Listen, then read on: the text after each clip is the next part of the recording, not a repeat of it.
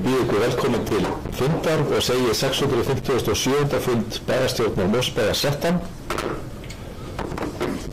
Á dagskrá eru 10 mál, 4 til staðfestingar og 6 til kynningar. Og fyrsta mál á dagskrá er fundargerð bæjarráðs frá 24. september sem var 428. fundur.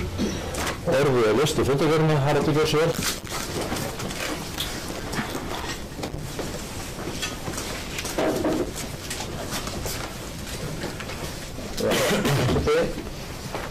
Ég vil að taka til í málsvöldnæðingur fjórðalið á dagskráni sem er með uppbygging á leiðum í miðbæ Mosfellsbæjar.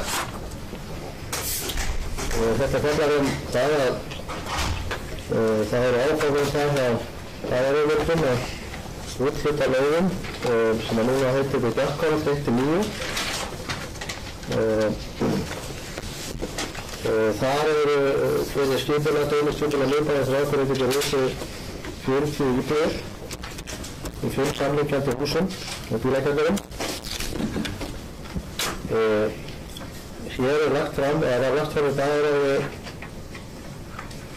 til staðfestingar drög að samkomulagi við Alefli EHF vegna úthlutun á þessara leiða og leiðurinn er við Háholt 23.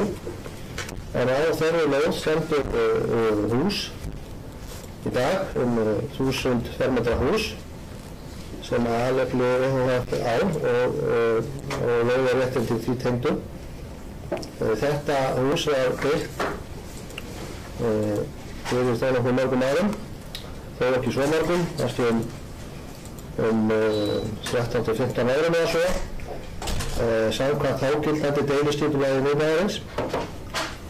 Síðan hefur deiliskipulag miðbæjarins verið endurskoðað og tók nýtt deiliskipulag gildi á síðasta kjörtímabili að afloknu heilmiklu samráðsferli þar sem að meðal annars voru stofnaðir rýmihópar, gerð var viðhorfskönnun og haldnir íbúðarfundir til þess að ná fram svona vilja samkomulagi nýtt deiliskipulag. Það deiliskipulag, þetta nýja gerir ráð fyrir því að þetta hús við Háholt 23 sé ríkjandi, eins og reyndar mörg önnur hús hér á miðbæjarsvæði. Ástæðan er svo að það hús sem þarna reist á sínum tíma þótti ekki og þykir vantilega ekki enn sóma sér í miðað við það nýja skipulag. Það er að segja að það er mun þéttari byggð, bæði atvinnuhúsnæðis og íbúðarhúsnæðis, byggð sem að talin sem er að þess aldandi að með tíð og tíma geti miðbærin orðið þunga miðja hér í bæjarfélaginu okkar og okkur til sóma og þar með miðstöð þjónustu mannlífs og íbúða. Þess vegna gerir skipulagið ráð fyrir því að það hús sé ríkjandi. Það þótti eftirsóknarvert að reyna að ná fram þá þessum hluta skipulagsins að fá að geta gert það þannig úr garði að þetta hús þá gæti farið og nýtt komið í staðinn. Og því vaknaði svo hugmynd að nýta það tækifæri til uppbyggingar sem er á leiðinni við hliðina á þessu húsi, það er sem heitir núna Bjarkála 1-9, sem nefndi áðan, þar sem að rísa 40 íbúðir, að nýta þá leið með þessari leið, þetta var Háholt 23, til heildar uppbyggingar. Þá kom upp svona sjónarmið sem að sneru að því að þar við erum með náttúrulega hér í Mosfellsbæ, eðli málsins samkvæmt reglur úthlutun leiða sem gert er ráð fyrir gegnsæi og jafnræði. Því vaknaði þessu hugmynd að ná samkomulagi við eigendur Háholt 23 að þeirri leið yrði úthlutað með þessum leiðum frá þeirri Bjarkála 1-9 og að það er auglýst á bara frjálsum markaði eða orðið að þannig. Það samkomulega sem sagt lagt fyrir bæjarráð á þessum fundi sem núna til umræðu undir þessu máli og þar var bæjarstjóra að samþykkt að fela bæjarstjóra að ganga frá samkomulagi Alepli á grundvelli fyrirliggjandi samningsdraga. Og jafnframt var umhverfissviði falið að auglýsa umrædda lóðir í miðbæ Mosfellsbæjar í samræmi við framlagt minnisblað, eins og segir í bókun bæjarráðs. Þarna teljum við sem að þessari niðurstöðu standa sem voru þá fulltrúar í bæjarráði, þar að segja þriggja framboða, D-lista, F-lista og S-lista, að sé það búið að ná fram þessu markmiði að uppbygging miðbæjarins á þessum tiltekna stað geti orðið í samræmi við þetta og samkvæmt í nýja deiliskipulagi sem var samþykkt á sínum tíma og að gætt verði jafnræðis og gegnsæis við úthlutun lóðanna. Það er að segja að það er þetta hugsunin að þær verður auglýstar, þessar lóðir við Bjarkarland og þessar lóðir við Háholt 23, gegn því skilyrði að kaupa húsaflóð 23 af þá fyrirtækjum sem eiga, Alepli ehf, á tilteknu matsverði og að viðkomandi fái þá byggingarétt á þessum lóðum sem að byggingarétt á lóðinu Háholt 23 gegn því skilyrði að það verði annaðhvort rifið eða endurtryggt samkvæmt núgildandi deiliskipulagi. Ef hins vegar enginn sækir vill þessar lóðir gegn á þessum skilyrðum, þá gefur samkomulagi Alepli ráð fyrir því að Alepli fái þá byggingarétt á þessum lóðum og líka Háholt 23 gegn sömu skilyrðum, þar að segja að endurbyggja eða að rífa niður þetta hús og byggja það samkvæmt deiliskipulags áformum sem í gildandi skipulagi. Ég held ég geti fullyrt það með þessu eru slegnar nokkrar flugur, að minnst kosti 2 flugur við einu höggi. Það er treyfiður grundvöllur að uppbyggingu miðbæjarins samkvæmt því skipulagi sem í gildi og að þessa tilteknu lóðaúthlutun þá bæði farið eftir jafnræðisreglunni og gegnsæisreglunni. Það sé allum hleypt að borðinu og allir sitja við sama borð ættu leitinu til að auðvitað á Alepli þetta hús og hefur þar af leiðandi stöðu sem eigandi þess. Framhjá því verður ekkert gengið. En þeir þá eru í raun og veru þá öðrum hleypt að borðinu með sambærilegum hætti og þessa eiganda. Þannig að ég vil nú bara lýsa því hér yfir. Þetta er svolítið flókið mál. Þessi orð kannski fleiri en svona ella. Þetta er flókið mál og erfitt að útskýra það því að þarna er verið að ná fram töluvert mörgum hagsmunum. Ég vil bara lýsa því yfir hér að það er mín skoðun og ég gerir ráð fyrir því að það sé það allara sem að þessu stóðu að þarna sé verið að ná fram merku markmiði að hefja uppbyggingu miðbænum á grundvelli deiliskipulagsins ásamt því að gegnsæis og jafnræðis sé gætt. Og ég vil bara fagna því að þetta mál sé komið á þennan stað og við sjáum fram á það að uppbyggingu miðbænum getur fljótt hafist á grundvelli þessa deiliskipulags. Sigrún, gjörðu svo vel.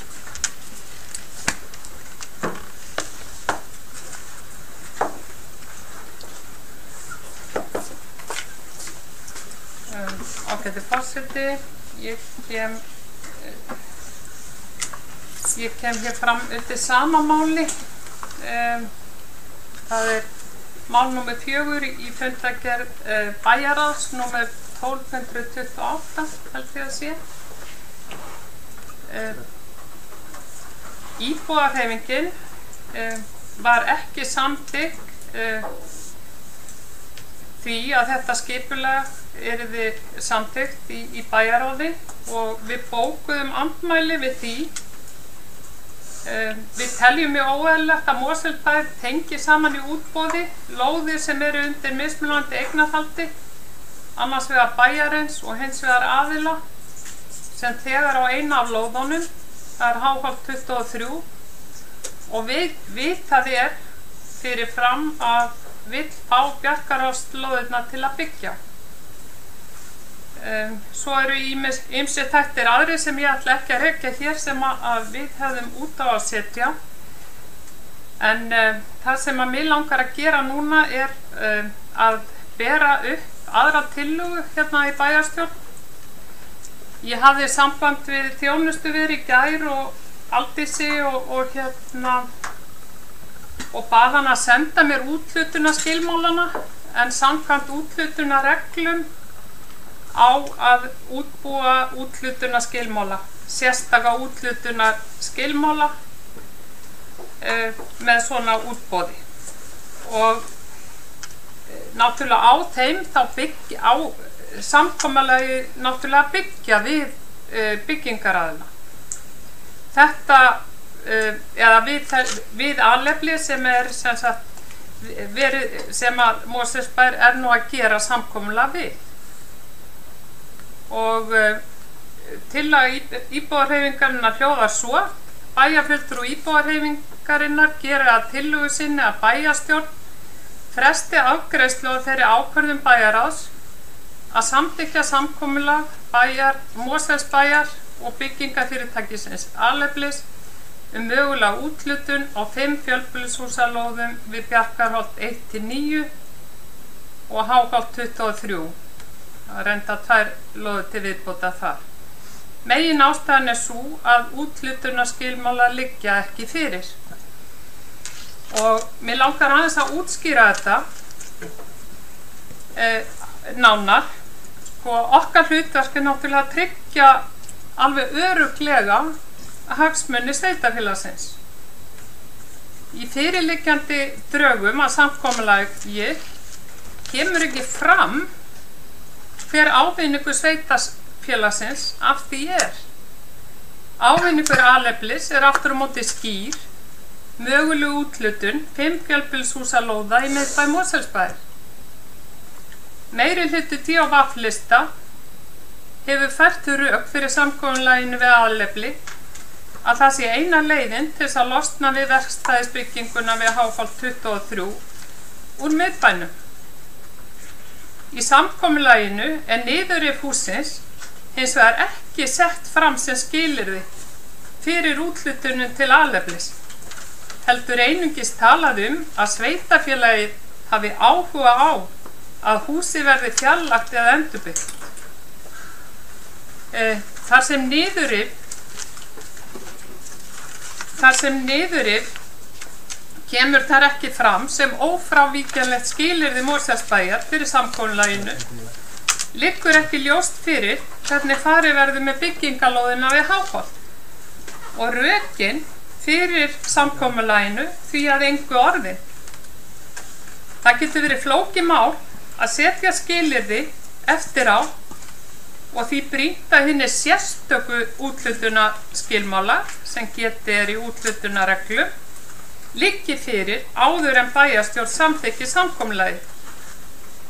Fyrir utan að úthlutunarskilmála vanti líka það ójafnræði sem þetta fyrirkomulag úthlutun felur í sér. Aðrir en Alefli þurfa að reiða fram 110 milljónir strax í upphafi til að fá lóðirnar á meðan að það óljóst hvað það mun kosta Alefli að koma til móts við kröfur Mosfellsbæjar uppbyggingu á skipulagsreiknum við Háholt 23. Það að spyrða saman í henni fyrirhuguðu úthlutun hagsmuni bæjarins og einkafyrirtækis varasamt í sjálfum sér. Það eykur til muna hættuna á ágreiningi og málaferlum og samrýmist hvorki gagnsærri né góðri stjórnsýslu. Íbúahreyfingin leggur því áherslu á að samið verði lausn sem gerir öllum umsækjendum lóðirnar jafn hátt undir höfði. Þetta var nú svona smá greinargerð með þessari tillögu sem að ég lagði fram hérna í upphafi það að, og hún bara einfaldlega sú, að leggja til að bæjarstjórn fresti afgreiðslunni þar til úthlutunar skilmálarnir hafa verið samdir. Bæjarstjórn getur ekki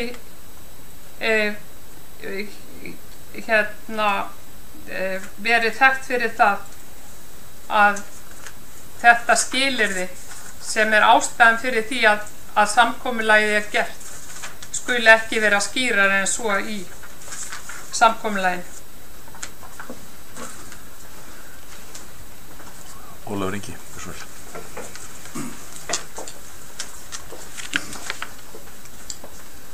Forseti, bæjarfulltrúi Haraldur Sverrisson bæjarstjóri vakti hér í nokkuð ítarlegu máli hvernig þetta mál nú vaxið og mér fannst hann skýra þetta bara mjög vel. Á sama hátt nú kannski átti ég tótt erfitt með að átta mig á málflutningi síðastar hérna á köflum en láta það liggja milli hluta. En það samkomulag sem hér liggur fyrir til staðfestingar tillaga lausn á snúnu máli varðar mikla hagsmuni og einnig lagaleg úrlausnarefni. Á mínu mati þetta vandmeðfæri mál og því mikilvægt að tryggja að þessi allt vinna í kringu það sé á hinum vandaðasta hátt. Ég tel að við sem hér séum flest sammála þá nauðsyn að hefja uppbyggingu miðbæ Mosfellsbæjar. Það verður einungis gert samkvæmt því miðbæjarskipulagi sem nú í gildi, hvort sem okkur líka það skipulag betur að verð. En það mitt mat að skynsamlegt sé að gera það í áföngum og að hver áfangi sé kláraður á sem skemmstum tíma eins og gert ráð fyrir í fyrirliggjandi samkomulagsdrögum. Gildandi skipulag gerir ráð fyrir að H23 víki fyrir annars konar byggingum og þarf því að fjarlægja það til að uppbygging geti hafist á þeirri lóð og næstu lóðir. Mínum að þetta nokkri möguleikar í þeirri stöðu. Og einnig sá að Mosfellsbær aðhafist ekki neitt og grípir ekki það tækifæri sem hér gefst til þess að hefja uppbyggingu miðbæjarins. Og ég tel það bara alls ekki góðan kost. Í öðru lagi þá gæti bærinn leyst til sín húsið H23 eins og ef mann rétt var kallað eftir í bókum hjá Góðhreyfingunni Bæjarráði og greitt fyrir það með fé og bæjarsjóði. Að mínu mati væri svo aðgerð bæði áhættusöm fyrir Mosfellsbæ og það engin trygging fyrir því að þeir fjármunir muni endurheimtast í náinni framtíð með sölu þeirra lóða sem ræðir. Og muni því lenda á íbúum Mosfellsbæjar. Með þessum samningi eða samningsdrögum tryggt að kostnaður muni ekki lenda á íbúum Mosfellsbæjar. Það eins mjög mikilvægt að þetta ferli sé gagnsætt og að standist lög og reglur og jafnræði sé gætt. Með því að auglýsa þessu lóðir almennu markaði með þeim skilyrðum sem þarf að uppfylla og að eiganda H23 sem óumdeilt í lykilaðstöðu verði ekki heimilt að leggja inn tilboð í því ferli, ætti að vera tryggt samkvæmt áliti bæjarlögmannsins að jafnræði sé gætt og lögum og reglum sé framfylgt. Berist hins vegar engin gild tilboð að þá verður gengið í samninga við eigendur H23 sem hafa lýst vilja sínum til þess að hefja uppbygging á þessu lóðum í samræmi við gildandi skipulag á skjótan hátt. Því munum við bæjarfulltrúar Samfylkingarinnar að vel athuguðu máli, styðja það samkomulag sem hér liggur fyrir með hagsmuni bæjarbúa í huga. Takk fyrir. Haraldur, gjörðu svo vel. Til að koma.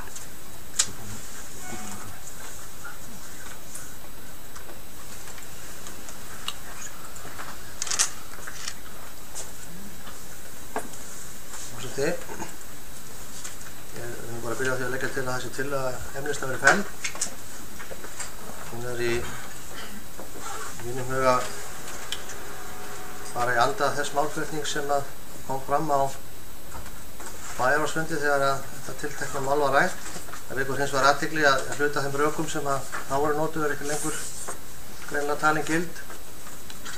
Þá voru nú helstu rökin svo að það hefði nú á sínum tíma átt að hálfa efnistan nú þannig ágæti fórseti þá að því haldið fram að efnistarnum á bæjarráðsfundinum á sínum tíma hefði átt að kaupa upp hús nr. 23 við Háholt við gildistöku skipulagsins bæjarstjóri benti þá viðkomandi bæjarfulltrúa á það að húsið við Hávar 23 væri nú ekki eina húsið í miðbæ Mosfellsbæjar sem samkvæmt gildandi deiliskipulagi ætti að víkja. Það eru líka húsin við hinum megin Hávarsins. Það eru 3 hús. Húsið sem nú er í Hlín Blómahús sem er í eigu kaupfélagsins, hús sem nú er í Grillnesti sem líka í eigu kaupfélags Kjalnesþings og svo nýja kaupfélagi eins og það er oft gengið undir líka sem eru eigu sömu aðila. Síðan eru 5 hús í Bjarkarholt, síðan eru hús hér við Þverholt, það sem nú er bílasala, það sem nú er heilsala Ágústar Óskarssonar og það sem er íbúðarhús við Urðarholt. Þetta eru nú nokkuð margir fermetrar og þó nokkuð mörg hundru milljónir og vantarlega þess sjálfsagt nálgast 1000 milljónir sem slík uppkaup myndi kosta. Og það er greinilegt að bæjarfulltrúinn hefur áttað sig á þessu þar sem að ekki er lengur krafist þess eða komið með þessa tímamóta hugmynd að kaupa upp húsið við Hávar 23. Því að það að kaupa það er ekki komið ágætlega fram hjá bæjarfulltrúa Ólafi hér áðan hingað að það er áhættusamt og það er örugglega rétt en það er ekki líka síður fordæmisgefandi og gefur þá það fordæmi að ef við kaupum við þessa eign að þá væntanlega er það réttmætt krafa annarra eiganda húseigna í miðbæ Mosfellsbæjar sem að gert er ráð fyrir að séu víkjandi að það eru verið keyptar upp. Og ég get nú ekki hugsað það mál til enda, en það myndi svolítið aldrei enda með einum hætti. Það er hins vegar rétt að það er verið að ganga frá úthlutunarskilmálum lóðanna. Þeir voru nú kynntir í megindráttum á bæjarráðsfundi og það er verið að leggja síðustu hönd á þá, enda er það hluti af því að þeir eru samþykkt bæjarráðs að fela umhverfis við að auglýsa lóðirnar og þeir úthlutunarskilmálar munu þá gilda fyrir þá aðila sem að lóðirnar sækja og ef enginn sækir þá það að alefli fá þá lóðirnar á grundvelli þessa samkomulags. Þannig að sjálfsögðu er gætt fyllsta jafnræðis í því og það er nú einhver misskilningur hjá bæjarfulltrúa Emlista að ekki sé getið það í samningi við alefli, hann greinlega ekki lesið samningin nægilega vel, að ekki sé tiltekið niðurrif eða endurbyggingu á húsinu því að það stendur hér í 3. kafla samkomulag sem skildur alefli sem tengslum við opinbera auglýsingu lóðana með leyfi forseta. Það verið skilyrði að hálfu Mosfellsbæjar við úthlutun lóðinni tengslum við opinbera auglýsingu þeirra. Húsið sem nú stendur að Hávar 23 í Mosfellsbæ, fastanúmer þetta, verið fjarlægt eða endurbyggt við þá uppbyggingu sem mun eiga sér stað á lóðunum. Þannig að það er það nú klippt og skorið. Síðan til viðbótar vil ég svona geta þess að lögmaður bæjarins sem hefur nú verið þáttakandi í þessu ferli, hann gerði sérstakt minnisblað bæjarráðsmönnum og bæjarstjórnarmönnum til glöggunar þetta ferli. Ég ætla svo sem ekkert að fara að lesa það hér upp, en það er langt að tækja blaðsina minnisblað og ágætlega ítarlegt, en þar kemur mjög skýrt fram áleiti hans að þarna sé besta leiðin valin til þess að ná fram þeim markmiðum bæjarins að þetta hús við þessa götu, Hávar 23, að það víki eða verði endurbyggt og færir lögfræðileg rök í sínu minnisblaði fyrir jafnræði þessar aðferðar. Mér heyrist að reynda að vera skoðun íbúðarhreyfingarinnar, en það hlýtur að vera skoðun íbúðarhreyfingar, ég get ekki annars skilið, en að hún telji það ekki æskilegt eða Mosfellsbæ til framdráttar að þetta hús hverfi. Því að ég held að það sé öllum ljóst og öllum sem hafa til þess vilja og vilja skoða málið og setja sig ofanleiðið á að skilja það, að þarna valin besta leiðin bæði út frá fjárhagslegu sjónarmiði, út frá jafnræði sjónarmiði og út frá gegnsæi til þess að ná fram þessu markmiðum. Og það hljóta að mínum minnskosti að vera það sem við hér við þetta borð, þar sé að bæjarstjórnarborð og Mosfellsbæjar eigum að gæti í hvívetna. Fyrst og fremst. Samson.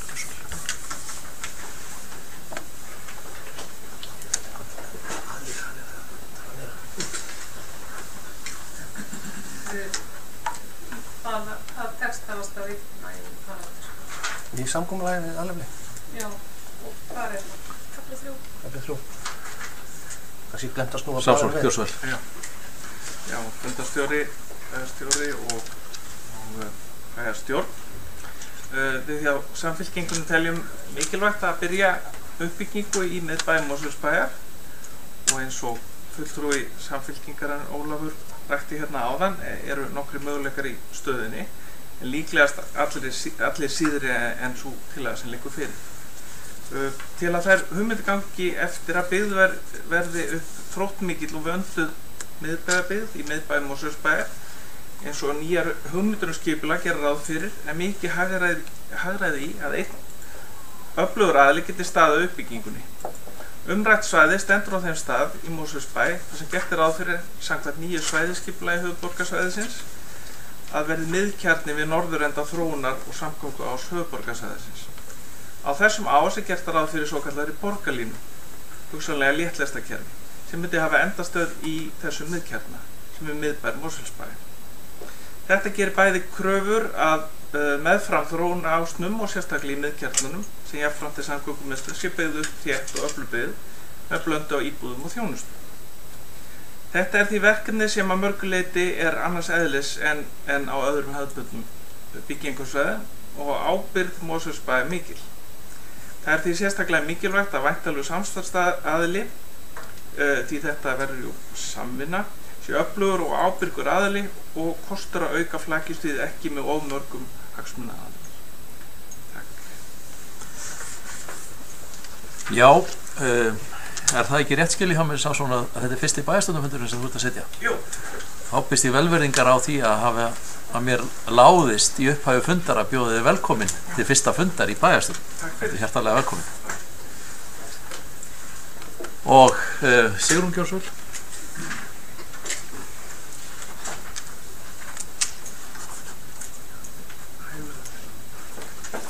Já, ágæti forseti. Mér langar að byrja á því að biðjast afsökunar á því að ég sá ekki þessa setningu í samkomulaginu og það hárrétt að það þar sem skilyrði að fyrir úthlutunni af Alefli fjarlægi húsi. En úthlutunarskilmálar eru náttúrulega viðamikið plagg og lóðaúthlutun hún byggir á þeim skilmálum og eðlileg vinnubrögð væru að þessir úthlutunarskilmálar lægju fyrir áður en svona samkomulag gert. Það liggur til dæmis ekki fyrir í hvaða lóðaröð uppbyggingin verður. Ef svo staða kemur upp að háfall 23 sé látið mæta afgangi, svo hætta fyrir hendi að lóðahafi hafi annarkvort sem sagt geti ekki eða vilja ekki ljúka verkinu og bærinn sitji áfram uppi með háfall 23 sem óleyst vandamál. Hvernig ætlar Mosfellsbæjar að tryggja það að svo sé ekki? Þetta þarf bara áður en að bæjarstjórn samþykkir svona samkomulag, þarf þetta bara að liggja fyrir. Það þarf að liggja fyrir þessir úthlutunarskilmálar þurfa að liggja fyrir þannig að bæjarstjórn geti tekið upplýsta ákvörðun. góð stjórnsýsla byggist ekki á tilfinningu. Hún byggist ekki á þeirri tilfinningu að við sem erum í bæjarstjórninni eigum bara að treysta bæjarstjóra til þess að klára þessa skilmála og klára þessa vinnu. Góð stjórnsýsla byggist á því að leggja fram gögn sem á grundvelli hverra svona ákvarðanir eru teknar. Þessi gögn ekki fyrirliggjandi. Og þess vegna stend ég við fyrri tillögu mína að við fáum hér í bæjarstjórninni úthlutunarskilmálana til þess að ræða. Síðan má búa til samkomulag á grundvelli þeirra við alefli. Bryndís Kjósvel.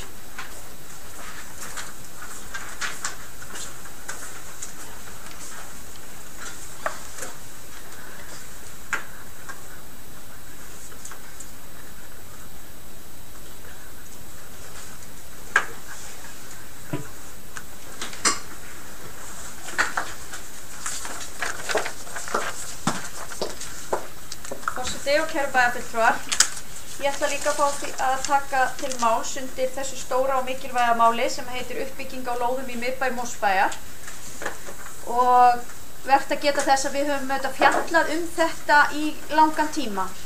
Bæjarstjóri hóf hér umræðuna og fór yfir þetta mál sem kann fyrir mörgum að virðast mjög flókið og það það í raun.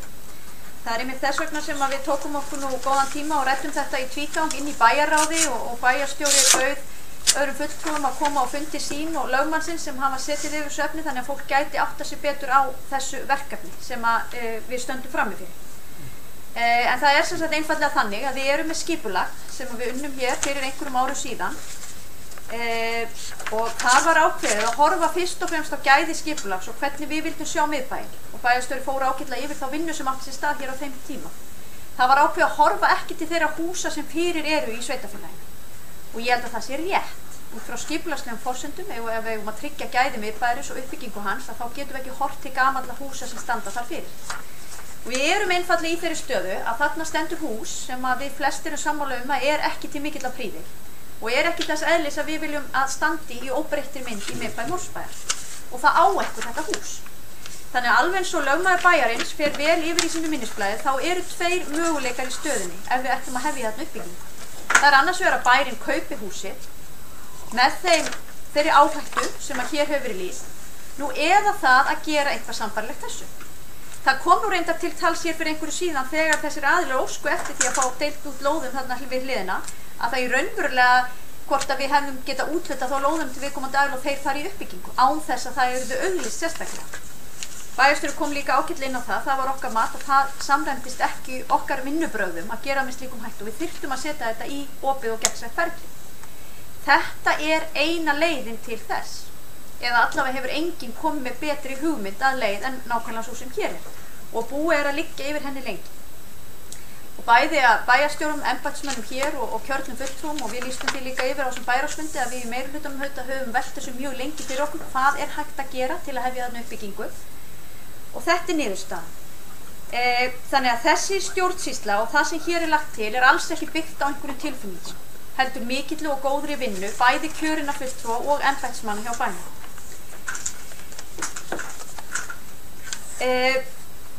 Ég tek undir það sem hér var sagt að það mikilvægt að hefja þessu uppbyggingu í miðbænum. Ég nú búin að vera það lengi í þessu að ég var þáttakandi í því þegar verið var að vinna miðbæjarskipulagið allavega á seinni stigum þess máls og þá sá maður nú fyrir sér að þetta myndi nú allt gerast miklu hraðar en gerst hefur. En það virkilega gaman að horfa til þess að núna eftir að framhaldsskólinn komin hérna í Bjarkarholti hjá okkur að við sjáum mannlíf. Þessum fallegu göngustígum okkar og hjólreiðastígum að það mannlíf í miðbænum. Og þá sér maður hvað mikil tækifæri framundan að hefja frekar uppbyggingar. Tek undir með bæjarfulltrúa Samfylkingarna, Samson sem talaði hérna áðan og talaði samgöngu ásinn okkar. Og tækifærin þarna eru mikil því þarna á auðvitað að vera endastöð á einhvers konar hraðvagnakerfi, DRT-kerfi eða léttlestakerfi eða eitthvað slíkt sem í útfærslu. Þannig að tækifærin eru mjög mörg og þannig ég gerir ráð fyrir því að við þurfum að horfa vel á þetta skipulag og þegar komið hefur í ljós hver muni koma þarna uppbyggingu, hvort það sé einhver sem sækir eftir þessa auglýsingu sem hér verið að leggja til eða hvort það verði þá þeir aðilar sem að eiga húsið og lóðin í dag. Tek líka undir það að það getur verið ákveðin kostur í því að það sé einn og sami aðilinn og eins og tilgreint í samkomulaginu að það sé áfangaskipt. Þannig að við stöndum ekki uppi með svona, hvað ég var að segja, mörg göt eða sár í miðbænum og verið að byggja margt samtímis. Þannig að þetta séu áfangar sem eru kláraðar á hann farir í næsta áfanga.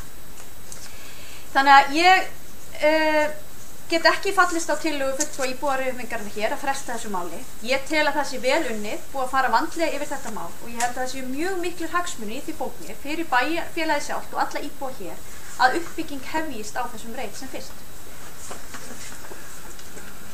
Fleiri sem óska eftir að taka til máls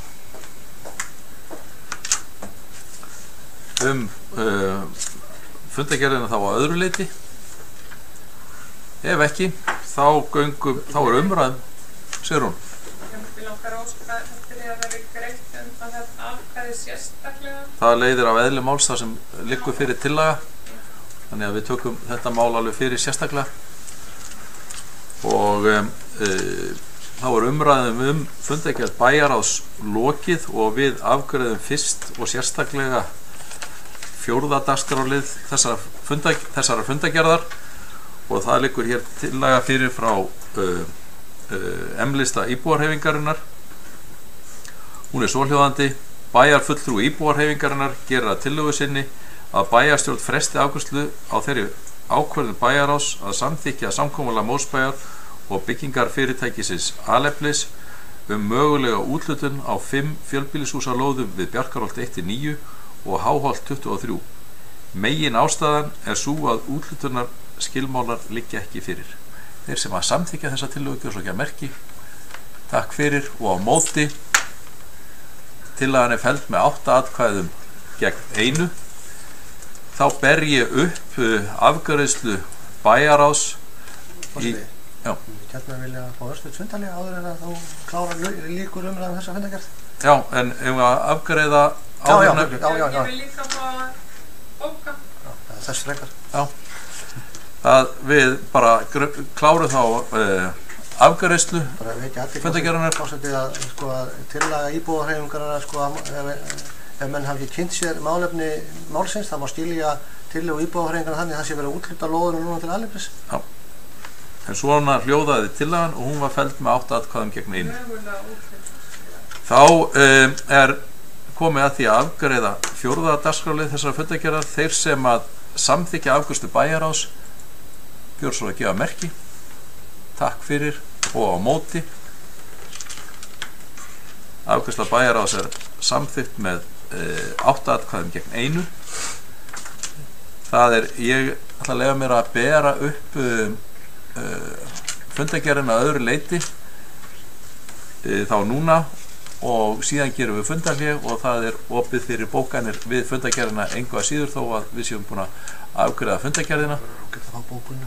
Já, við gerum það á eftir en þeir sem að staðfesta fundargerð bæjarráðs gjörðu svo ekki að merki. Takk fyrir. Það er að segja fundargerð bæjarráðs að öðru leyti, það eru aðrir dagskrárliðir en 4. dagskrárliður, það er 1-3 og hún er staðfest og samþykkt með 9 atkvæðum. Við gerum þá fundarhlé. Við hefjum þá funda 9 og vegna þessara að það náðist ekki á hljóðið áðan þegar að bókarinnar voru lesnar, þannig að við endurtökum lesturinn á þeim bókunum og þannig að Sigrún byrja fyrst, svo Ólafur Ingi, Haraldur og svo fær Sigrún orðið aftur. Gjörðu svo vel.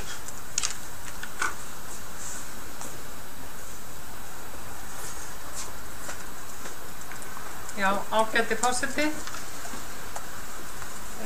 Ég ætla að lesa hérna bókun íbúahreyfingarinnar. Bæjarfulltrúi íbúahreyfingarinnar telur fráleitt að fulltrúar DF og V-lista í bæjarstjórn skuli ætla að samþykkja samkomulag við Alefli mögulega úthlutun 5 fjölbýlishúsalóða í miðbæ Mosfellsbæjar án þess að fyrir liggi sérstakir úthlutunarskilmálar sem tryggja hagsmuni sveitarfélagsins en hlutverk bæjarstjórnar ekki síst að sjá til þess. Þannig liggur til dæmis ekki fyrir í hvaða lóðaröð uppbyggingin verður. Ef svo staða kemur upp að Háholt 23 sé látið mæta afgangi, svo hætta fyrir hendi að lóðarhafi annaðhvort geti ekki eða vilji ekki ljúka verkinu og bærinn situr áfram uppi og að bærinn sitji áfram uppi með Háholt 23 sem óleyst vandamál. Það er hættan ef að ekki gengi frá úthlutunarskilmálum. Fyrir utan að úthlutunarskilmála vanti líka það ójafnræði sem þetta fyrirkomulag úthlutun felur í sér. Aðrir en alefli þurfa að reiða fram 110 milljónir strax í upphafi til að fá lóðirnar á meðan að það er óljóst hvað það mun kosta alefli að koma til móts við kröfu Mosfellsbæjar uppbyggingu á skipulagsreiknum við Háholt 23. Það að spyrða saman í henni fyrirhuguðu úthlutun hagsmuni bæjarins og einkafyrirtækis varasamt í sjálfu sér. Það eykur til muna hættun á ágreiningi og málaferlum og samrýmist hvorki góðri stjórnsýslu né gagnsæi.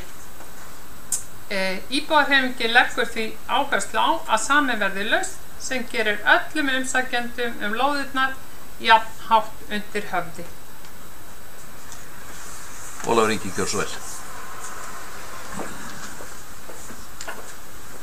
Forseti, tilefni að afgreiðslu þessar liðir í fundargerðinni þá viljum við bæjarfulltrúar Samfylkingarinnar bóka eftirfarandi, leggja fram eftirfarandi bókun. Bæjarfulltrúar Samfylkingarinnar telja mikilvægt að hefja uppbyggingu í miðbæ Mosfellsbæjar. Til að uppbygging geti á sér stað samkvæmt gildandi deiliskipulagi miðbæjar þarf húsið á Háholti 23 að víkja og á því þurfti að finna lausn sem ekki væri íþyngjandi fyrir bæjarsjóð. Það hús fyrir eigu þeirra aðila sem sækjast eftir byggingarétti á lóðum við Bjarkarholt 1-9. Markmiðið með að tengja úthlutun Bjarkarholtslóðanna við framtíð hússins að Háholti 23 að uppbygging miðbæjarins geti hafist í samræmi við deiliskipulag og að koma í veg fyrir að kostnaður við uppkaup hússins lendi á skattgreiðendum í Mosfellsbæ. Einnig við sammála því áliti sem framkemur í minnisblaði lögmanns að sú leið sem hér valin tryggi jafnræði og gagnsæi sem lög og reglur kveða á Ólafur Ingi Óskarsson, Samson Bjarnar Harðarsson. Haraldur, gjör svo vel. Forseti, við viljum bæjarfulltrúar VAF og D-lista bóka eftirfarandi vegna tilefni af bókun hér fulltrúa íbúahreyfingarinnar hér áðan. Þessi bókun hljóðar svo: til afgreiðslu fyrir þessum bæjarstjórnarfundi liggur tillaga að fela bæjarstjóra að ganga frá samkomulagi við alefli að Mosfellsbær geti auglýst lóðir í miðbæ Mosfellsbæjar lausar til umsóknar og að núverandi bygging við Háholt 23 sem í eigu aleflis EHF víki eða verði endurbyggð. Þetta samkomulag grundvallar forsenda þess að hægt sé að gera úthlutunarskilmála fyrir lóðirnar. Því gætir mikils misskilnings í málflutningi íbúahreyfingarinnar. Að öðru leyti taka bæjarfulltrúar VAF og D-lista undir bókun Samfylkingarinnar í þessu máli.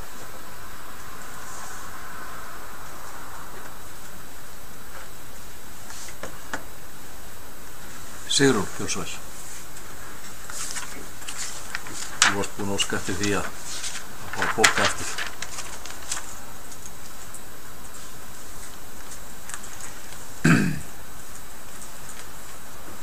Svo bókun komið til tíma.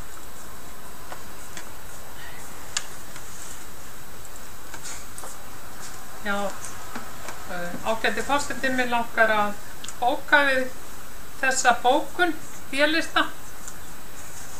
Bæjarfulltrúi íbúahreyfingarinnar gefur lítið fyrir útskýringar D-lista misskilning.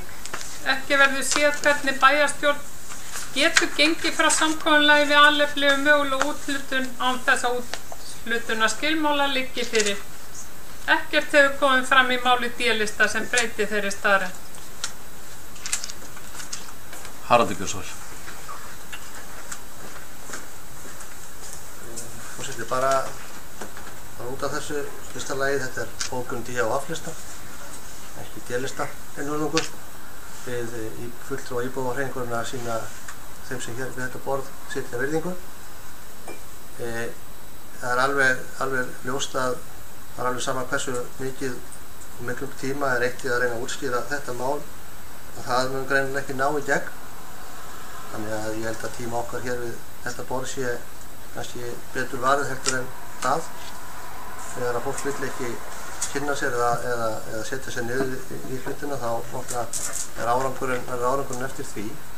En í þessi tilfelli það þannig að bara svona þannig að það sé nú öllum ljóst að það svo sem hægt að búa til úthlutunarskilmálum allt mögulegt. Það verður til dæmis hægt að búa til úthlutunarskilmálum það að úthluta þessum lóðum við Bjarkárgötu 9 til einhver sem þær myndu sækja og að viðkomandi myndi kaupa upp hús einhvers, þessu tilfelli Aleflis, fyrir tilteknum uppbóði, þessu tilfelli 110 milljónir. Þeir úthlutunarskilmálum væru til lítils, eða væri ekki búið að ganga frá samkomulagi við eigenda þess hús, eða þeirra eigna það að þeir væru tilbúnir til þess að láta sín verðmæti hendi fyrir þessa tilteknu uppbóð. Einfaldlega þess vegna þarf þetta að gerast í þessari röð. Þetta hefur verið útskýrt fyrir íbúðarhreyfingunni. Ég hugsa að leyfum mér nú að fullyrða það að þeir sem vilja skilji það, en það er mjög erfitt að útskýra hluti fyrir fólki sem ekki vill skilja. Þannig er það nú bara. Fleiri hafa ekki kvatt sér hljóðs þessa fundagerð og við förum þá yfir á næsta dagskrárlið. Sigrún, er bókun ekki væntanleg til Aldísar? Og næsti dagskrárliður er fundagerð 1229. fundar bæjarráðs sem var haldinn 1. október. Orðið er laust þá fundagerð. Bjarki, gjör svo vel.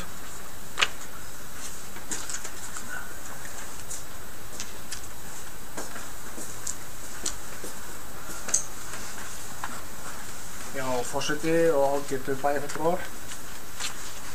Ég kem hér upp undir máli nr. 5 í þessari fundagerð, sem eins og ég stendur hljóða þannig: erindi Alþingis varðandi umsögn tillögu til þingsályktunar þjóðgarð á miðhálendinu. Þetta sent til umsagnar eins og gerist og gengur með slíkar tillögur, þingsályktunartillögur. Þetta mjög stórt mál í þó sé nú ekki annað en í hektorum talið og síðan bara snertir þetta mjög margt hér allt landið og alla landsmenn og þótt víða verið leitað. Ég langar aðeins að drepa á þetta mál hérna sem kemur nú væntanlega til kosthæsta Alþingis í vetur. Þetta snýst eins og þetta þjóðgarð á miðhálendinu. Það eru 7 þingmenn Vinstri grænna sem bera þetta fram. Það er gert í greinargerðinni grein fyrir sögu svona friðlýsingar hvað varðar þjóðgarða alveg aftur til 1928 þegar voru samþykkt lög friðun Þingvalla og mynda það að núna eru bráðum 90 ár liðin frá því að það heilla skrefa stigið. Síðan hefur þetta nú tekið á sig nokkra myndir, þessi friðun hér á hálendinu. Eins og við þekkjum, það er náttúrulega sín tíma á Skaftafell hérna friðlýst og síðan Jökulsárgljúfur og svo var þetta sameinaði í Vatnajökuls þjóðgarð. Síðan kom Hjörleifur Guttormsson á sínum tíma með þingsályktun þjóðgarð á miðhálendum í fleirtölu og það var það kringum jöklana. Það var reyndar áður, en þess var lent þannig með Vatnajökulsþjóðgarði sem var mikið gæfuspor að ég tel, en nú er þetta eiginlega miklu stærra. Mér langar með leyfi forseta aðeins að bara að vitna hérna í þessa tillögu til þingsályktunar. Í fyrirliggjandi þingsályktunartillögu lagt til að þjóðgarði verði komið á sem taki yfir allt miðhálendi Íslands sem stundum er nefnt hjarta landsins. Þetta er gert í ljósi þess að skilningur á nauðsyn og gildi náttúruverndar fer sívaxandi og sökum þess að kröfun friðun miðhálendisins eykst fylgi ár frá ári og sama tíma sótt eftir því að svipta það séreinkennum sínum og breyta ástand þess og eiginleikum og eyða þar með einstöku fyrirbæri á heimsvísu, segir hér í þingsályktunartillögunni. Við þekkjum þessa umræðu, það nú bara með þessa dagana mikið verið að ræðum við að gera á Kjalvegi og hversuna það fór ekki í umhverfismat. Það talað raflínu yfir Sprengisand, þannig að þessi umræði bara mjög vakandi núna og lifandi og verður haldið áfram. Langar að ljúka máli mínu, forseti, með ljóði sem var til hér fyrir nokkrum dægrum. Og það hljóðar svona, með leyfi forseta. Hálendi Íslands hjarta landsins, leiðin þangað hvorki malbygguð né lýst upp með megavöttum. Leiðin að hjartanu liggur ótrónar slóðir í kyrrð röðana, þar sem öll orð eru óþörf. Sigrún, gjörðu svo vel. Varstu ekki að biðja orðið? Fyrirgefðu, það er misskilningur. Nei, fyrirgefðu, já, ég er misskilningur.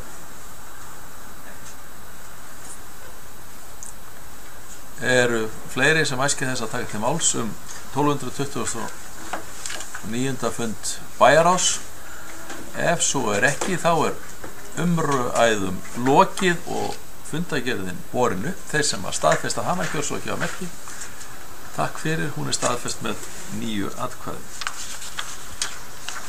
Því næst tökum við fyrir fundagerð 311. fundar fræðslunefndar sem var haldinn 29. september.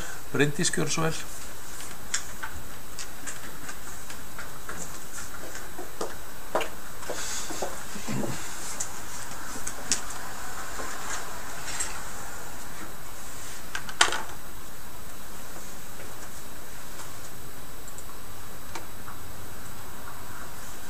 Forseti og kæru bæjarfulltrúar, mig langar að taka til máls hér undir lið nr. 5 í fundagerð fræðslunefndar sem heitir Ársskýrsla skólaskrifstofu 2014-2015. Mér reyndar að taka svolítið tíma að hlaðast hérna upp á tölvunni minni, en mér langar bara að gera eins og ég hef oft gert þegar þessi ágæta skýrsla kemur fram, að fagna því. Þetta mjög handbærar og góðar upplýsingar fyrir okkur bæjarfulltrúa sem situm ekki í þessari nefnd og getum ekki fylgst með því kannski svona dag frá degi eða viku frá viku fyrir hvað að gerast í þessum málaflokki.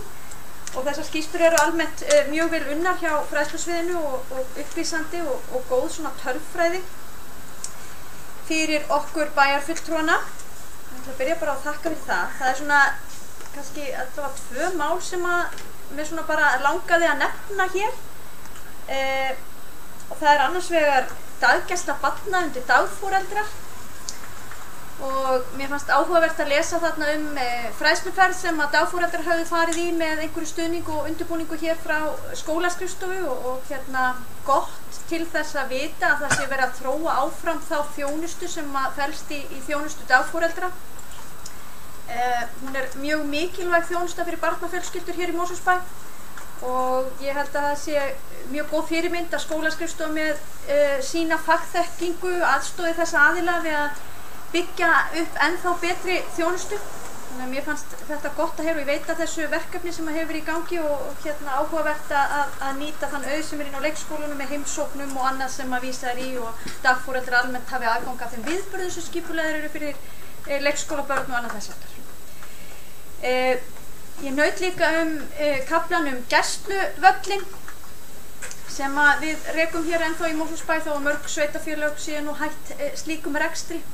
Það er nefnt þarna sérstaklega að hann sé nú kominn til ára sinna og þurfi kannski að fara í eitthvað viðhald. Það ætlum við að halda þessum rekstri áfram. Og það er bara gott að fá svona ábendingar og eflaust eitthvað sem við þurfum að taka til umræðu í tengslum við fjárhagsáætlanagerð. Að lokum langar mig að nota tækifæri og hrósa líka opnu húsi hjá skólaskrifstofu. Þetta eru flottir viðburðir hjá skólaskrifstofunni og almennt nokkuð vel sóttir og til þess fallnir að fræða foreldra og íbúa hér í Mosfellsbæ mikilvæg málefni, almennt góðir fyrirlestarar og áhugaverðar umræður sem eiga sér stað á þessu fundi. Algjörlega til fyrirmyndar enda mig að skólaskrifstofa hafi hlotið viðurkenningu frá heimil og skóla einhvern tíma fyrir þetta góða og mikilvæga starf í þágu foreldrasamfélagsins. Fleira var það nú ekki. Sigrún, gjörðu svo vel.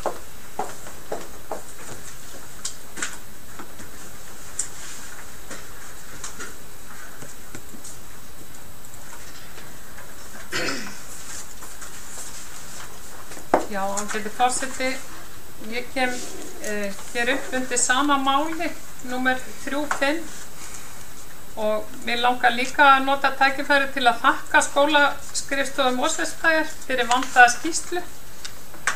En mér langar jafnframt að benda á nauðsyn þess að árleg skýrsla skólastarf síðasta árs sé líka notuð til að gera grein fyrir því sem þarf að laga, svo sem stytta biðlista í nám í tónlistarskólanum, bæta mötuneyti og fá yfirsýn yfir raunverulega fjárþörf, aðbúnað og fleira. Vandamálin eru þannig að þau leysast náttúrulega ekki að sjálfu sér og allra síst ef maður veit ekki af þeim, og það er náttúrulega líka bara hlutverk fræðslunefndar að sjá til þess að aðbúnaður í skólum sé góður eða hafa að minnsta kosti eftirlit með því, og þess vegna finnst mér mikilvægt að þessar upplýsingar liggi fyrir. Í til dæmis umfjöllun tónlistarskólan er ekki minnst á þessa löngu biðlista, og ég fór í svo litla heimildavinnu og skoðaði hvernig þessum málum er háttað í öðrum sveitarfélögum, og mér langar að nota að nefna nokkur dæmi. Til dæmis Akranes, þar er íbúafjöldi 7000, þar er nemendafjöldi 340 og stöðugildin eru 16 og biðlista eru 40. Á Seltjarnarnesi eru 4000 íbúar, þar eru nemendur 260 og 11,5 stöðugildi og engin á biðlista. Í Garðabæ eru 14.000 íbúar, þar eru 540 nemendur, 27 stöðugildi og reyndar 200 á biðlista. Í Reykjanesbæ eru 15.000 íbúar, þar er nemendafjöldi 788, stöðugildi 24 og biðlisti 50. Í Mosfellsbæ eru íbúar 9500, það eru 205 nemendur í skólanum og aðeins 10 stöðugildi og 102 á biðlista. Þannig að við þurfum að skoða betur þessi tónlistarmál. Það er líka þannig að í öllum þessum sveitarfélögum sem ég nefndi hafa tónlistarskólarnir sal til þess að flytja tónlist í, sem stendur þeim ávallt til boða. Og svona upplýsingar finnst mér bara mjög mikilvægt að fá í þessari ársskýrslu. Svo er annað, og það er það að það er lögbundin skylda fræðslunefnda að staðfesta starfsáætlun skóla ár hvert. Ég leitaði að þessum starfsáætlunum bæði inn á fundagáttinni, inn á heimasíðum skólana og svo framvegis, og fann til dæmis ekkert fyrir þetta ár sem er að gangi í garð. Oft er sá hafður á, og það kynnti ég mig líka að fræðslunefndir þær fá þessar upplýsingar frá skólaskrifstofunum í gegnum minnisblöð. Allavega er þetta sem sagt lögbundið hlutverk fræðslunefnda og að fylgjast með starfi skólana, og þá er einmitt þessi starfsáætlun stór liður í því, og íbúahreyfingin vill gjarnan kalla eftir þeim upplýsingum. Síðan eru svona tölulegar upplýsingar sem að mér finnst mikilvægar, sem er ekki nóg af í skýrslunni að mínu mati. Það er meðal annars í skólunum og leikskólunum fjöldi stöðugilda og líka skilgreiningar á stöðugildunum. einnig fjöldi nemenda í hverjum bekk og svo framvegis. Þetta eru svona upplýsingar sem að við getum notað til þess að gera okkur grein fyrir stöðu mála í skólum og mér finnst mikilvægt að við fáum í þessari skýrslu. En allra mikilvægast þó að við fáum líka áður en skólaár hefst þessa starfsáætlun, enda það lögbundið.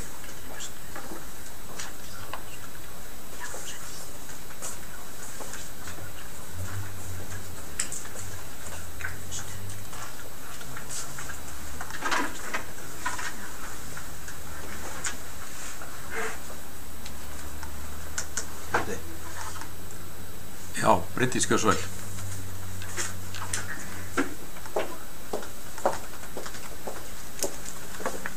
Já, forseti og kæru bæjarfulltrúar, ég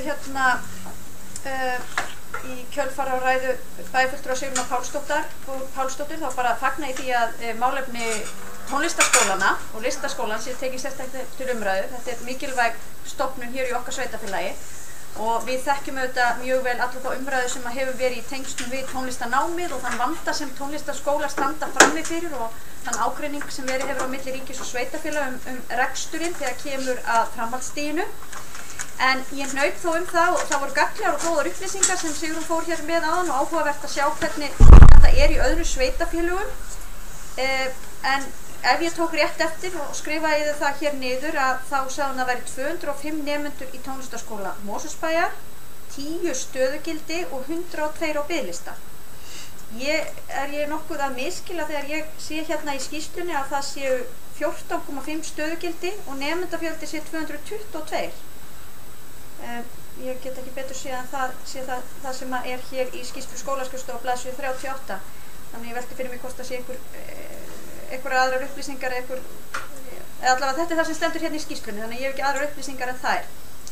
En út af því ég kannast nú aðeins við hvernig málum háttað í Kópavogi, allavega heyrt þar að það séu töluverðir biðlistar líka og það mjög þekkt að það eru biðlistar eftir tónlistarnámi og oft erfitt að komast að. Ég þekki það sjálf eigandi 3 börn og verandi með 2 af þeim í tónlistarnámi að það í sumum tilfellum var eitthvað bið en í öðrum tilfellum ekki og þetta eru mjög mismunandi eftir hljóðfærum. Ég hef reyndar nefnt það í þessum heimsóknum sem við höfum átt og samtölum við tónlistarskólan að ég myndi mjög gjarnan vilja sjá meiri möguleika á hálfunámi eins og reyndar möguleiki í okkar skóla og líka jafnvel einhverju hópkennslu eins og við erum að kenna í listaskólanum eins og við erum með í skólahljómsveitinni. Og ég þekki allavega fólki sem ég kannast við í Kópavogi að þá hafa þau alltaf valið skólahljómsveitina þar umfram tónlistarskólana því þau segja að þar sé almennt bara mjög löng bið. Og Sigrún Pálsdóttir kom nú inn á það að það væri til dæmis rúmlega 500 börn sem biðu eftir námi 200 börn sem bíða eftir námi í Garðabæ. Þannig að það alþekkt en það líka þekkt að þetta nám kostar töluvert mikla peninga og eflaust erfitt að verða við öllum þeim beiðnum sem að koma fram þetta nám nema það sé þá farið í einhverja nýjar leiðir til þess að þróa þá kennslu. Og ég held reyndar að við þurfum að ræða það og við þurfum að ræða það svolítið gagnrýni hvernig verið að veita þessa tónlistarkennslu. Ég myndi mjög gjarnan sjá þessa kennslu inn í skólunum eins og reyndar boðið upp á í sumum tilfellum og við vitum að það var hugsað þannig hér en í einhverju tilfellum hefur kennslan einhvað síður færst úr skólunum og upp í tónlistarskóla. Þannig að mér finnst æskilegt að sérstaklega yngstu börnin okkar geti stundað sitt nám innan veggja skólans, helst á skólatíma eða í beinu framhaldi af skólatíma og ég held að það sé svona fjölskylduvænasta umhverfið. Svo þegar þau verða eldri og eru kannski farin að stunda sitt nám að meiri alvöru og með fleiri tímum að þá sé eðlilegt að þau komi kannski inn í tónlistarskóla. Ég reyndar velti því líka fyrir mér í öllu þessu samhengi út af því að Sigrún kom líka inn á það að hafa sal og tónlistarskólinn hefur hér sal, hefur verið með sína tónleika bæði í listasalnum og núna síðast í framhaldsskólanum sem að reyndar mér finnst koma mjög vel út og mér finnst góð nýting á húsnæði að nýta þetta pláss þannig. Að þá velti ég fyrir mér að við séum hér með skólastofnanir sem eru í mjög mikilli notkun frá 8 til 2 á daginn og svo erum við með tónlistarskóla sem í mjög mikilli notkun frá 2 á daginn og fram eftir kvöldi. En á morgnana ekki mikið að vera í tónlistarskólanum, eðli málsins samkvæmt, þar sem að nemendur eru þá að sinna sínu námi í grunnskólanum. Eftir að skóladegi lýkur ekkert mjög mikið að vera inn í grunnskólanum okkar. Þannig að ég held að það sé eðlilegt að við horfum á það hvernig við getum samnýtt húsnæði og samnýtt aðstöðu, þannig að við séum ekki stöðugt að byggja utan alla starfsemi sem að fer þó eingöngu fram á afmörkuðum tíma dags. Langar að koma því að ég gerir ráð fyrir að forseti bæjarstjórnar mun nú bregðast við þessu varðandi starfsáætlanir skólana, þannig ég ætla ekki að koma inn á það.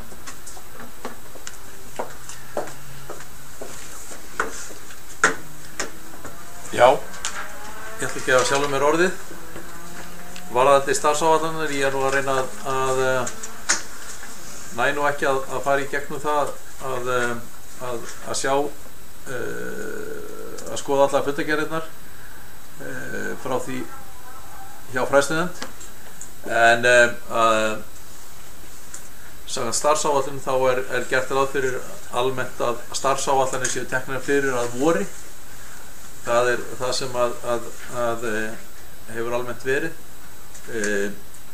Ég ekki búinn að fletta því upp hvort að það fórst fyrir í voru eða ekki. Ég sé það ekki 1, 2 og 3, en þá er það eitthvað sem þarf að skoðast, en það snýst málið og ég mun bara að kanna þetta, að renna aðeins saman árin hjá mér, en þetta er það sem almennt höfum gert, og það sést á starfsáætlunum fyrir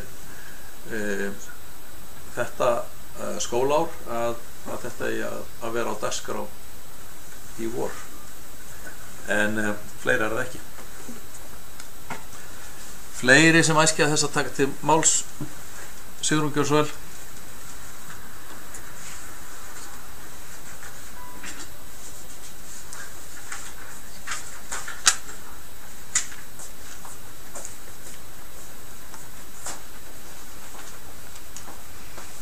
Já, ágætt forseti, mér langaði aðeins að svara Bryndísi Haralds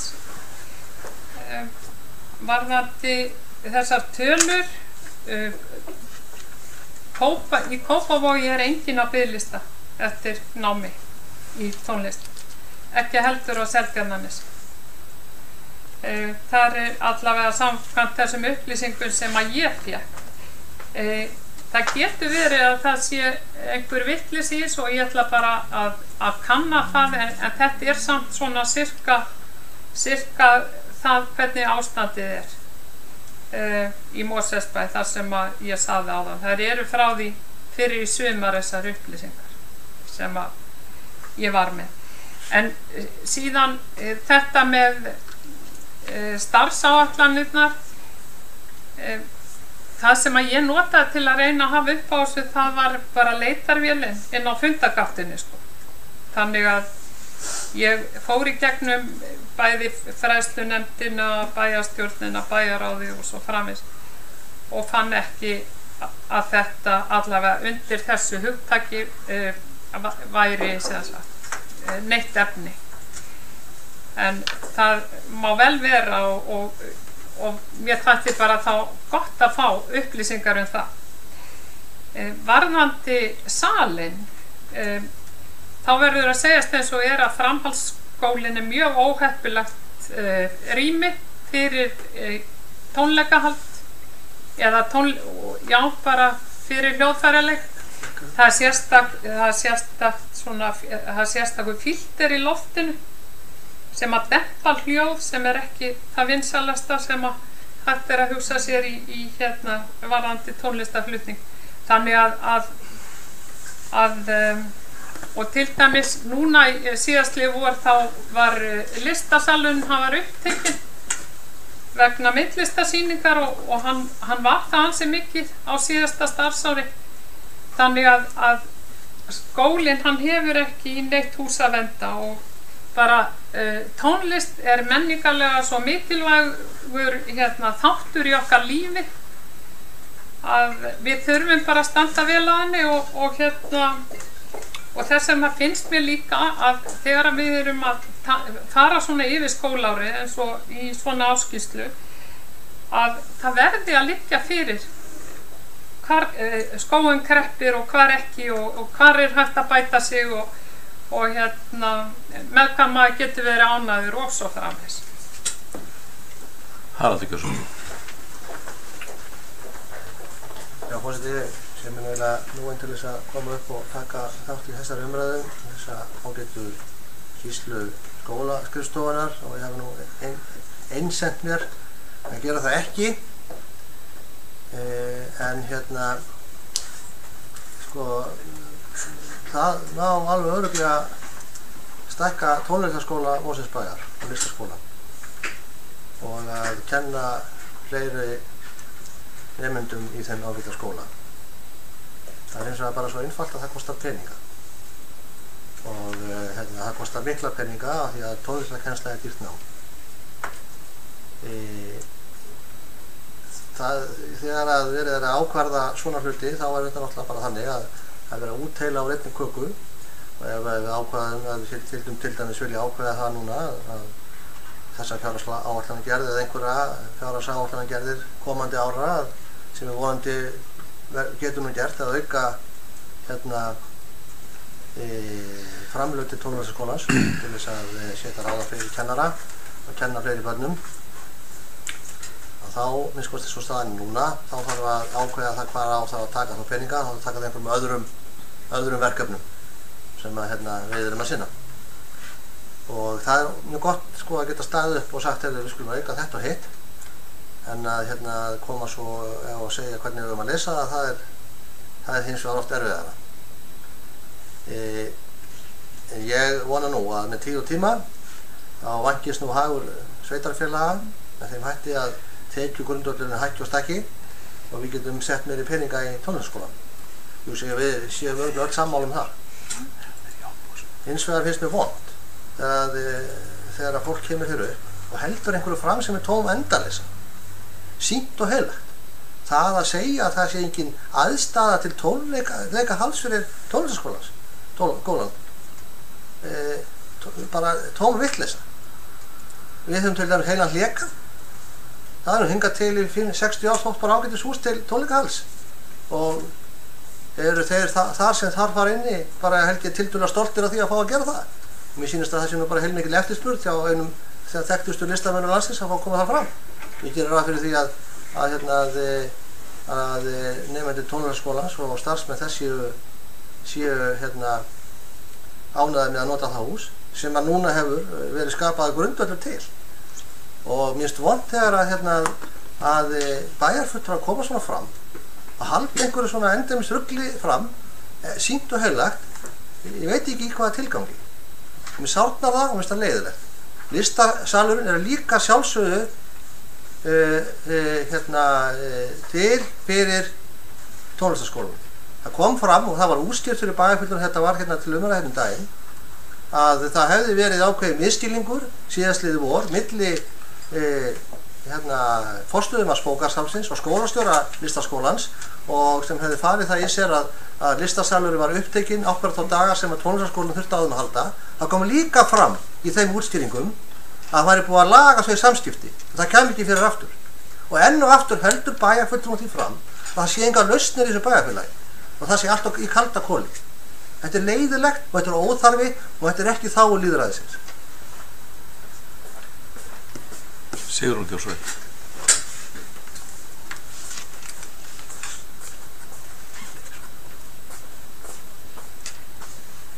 Ágæti forseti, Haraldur Sverrisson er að venju á tilfinningarlegu nótunum. Það er þannig að ég var að ræða aðstöðu listaskólans áðan en ég var ekki að tala almennan tónlistarflutning í sveitarfélaginu og ég hélt að það hefði verið alveg klárt að ég var að tala málefni tónlistarskólans ekki almennan tónlistarflutning í Hlégarði. Ég veit ekki til þess til dæmis að listaskólinn hafi einhvern aðgang að Hlégarði sérstaklega, en þú kannski getur svarað því. Þetta var ekki samskiptavandamál, þetta með það að nemendur í tónlistarskólanum fengi ekki inni í listaskólanum, nei, í listasalnum. Það var einfaldlega sýningin sem var þar og kannski fleiri, og mér minnir að það hafi verið jafnvel fleiri en einn sýning, voru bara þannig að það var ekki hægt að raða upp stólum í salnum. Það var ekki samskiptavanda. Theodór Björnsson.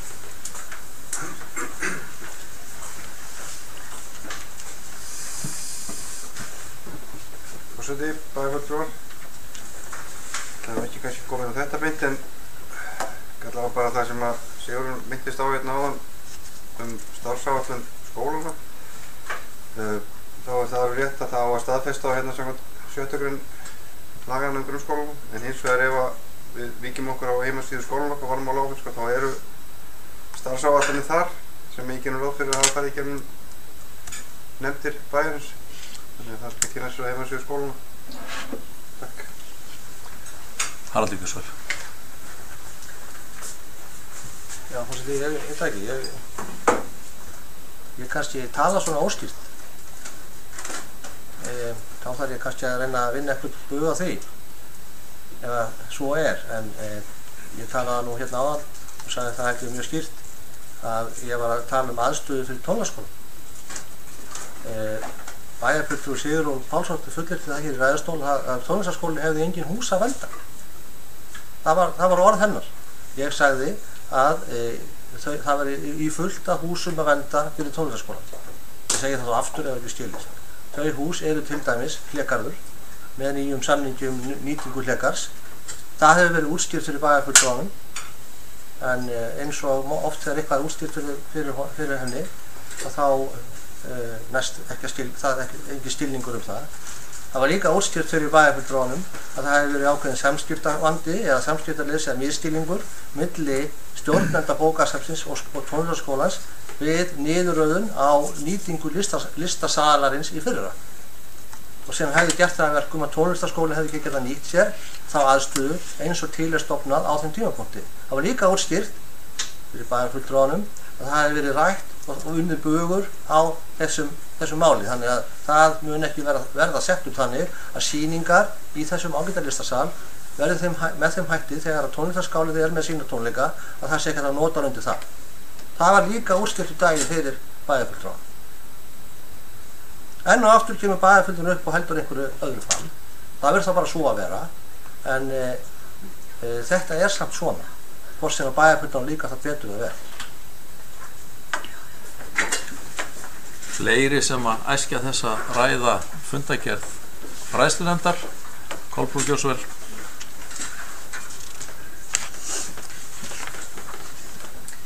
Já, takk forseti. Mér langar til að ræða aðeins nokkur atriði varðandi þá fyrst að ég kannski langar mig til að ræða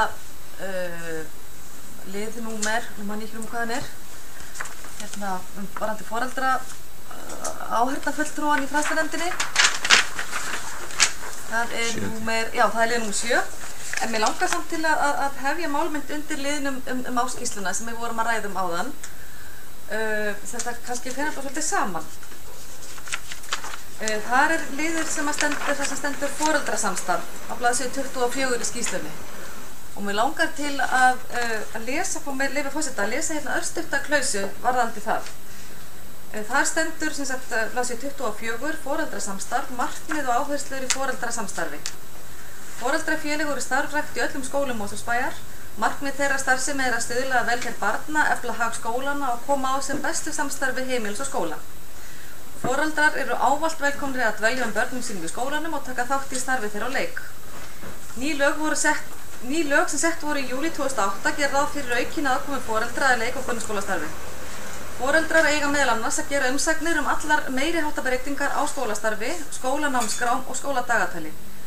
Foreldrar leik- og grunnskólabarna taka mikinn þátt í starfsemi skólanna og hefur þáttaka aukist áberandi mikið síðastliðin misseri, auk þess sem foreldrar skólanna hafa í auknum mæli tekið þátt í opnum húsum skólaskrifstofu.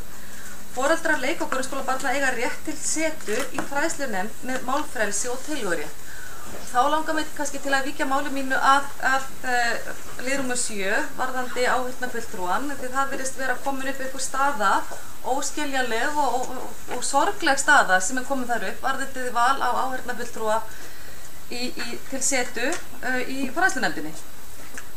Eins og kemur fram kannski í textanum hérna í áskýrslunni að þá náttúrulega það alveg skýrt hvert markmið foreldrafélagana í grunnskólum okkar og gæti ég haft mörg orð það mikilvægi þessara félaga í öllum skólum, en það virðist vera komin upp einhver einkennileg staða og búin að vara í einhvern tíma, þannig og þið sjáu það kannski líka undir öllum þessum liðum, öllum þessum fylgiskjölum sem fylgja málinu, að þetta stórt og mikið mál og virðist ekki sjá fyrir endan á, en það kemur fyrir endan fram í minnisblaði sem fylgir málinu að þar einhver sáttatillaga að áheyrnarfulltrúi í fræðslunefnd, að val á honum, það hreyfist, það færist frá Varmárskóla yfir í Lágfellsskóla og þannig að sá sem á seturétti núna væri það fulltrúi í Lágfellsskóla.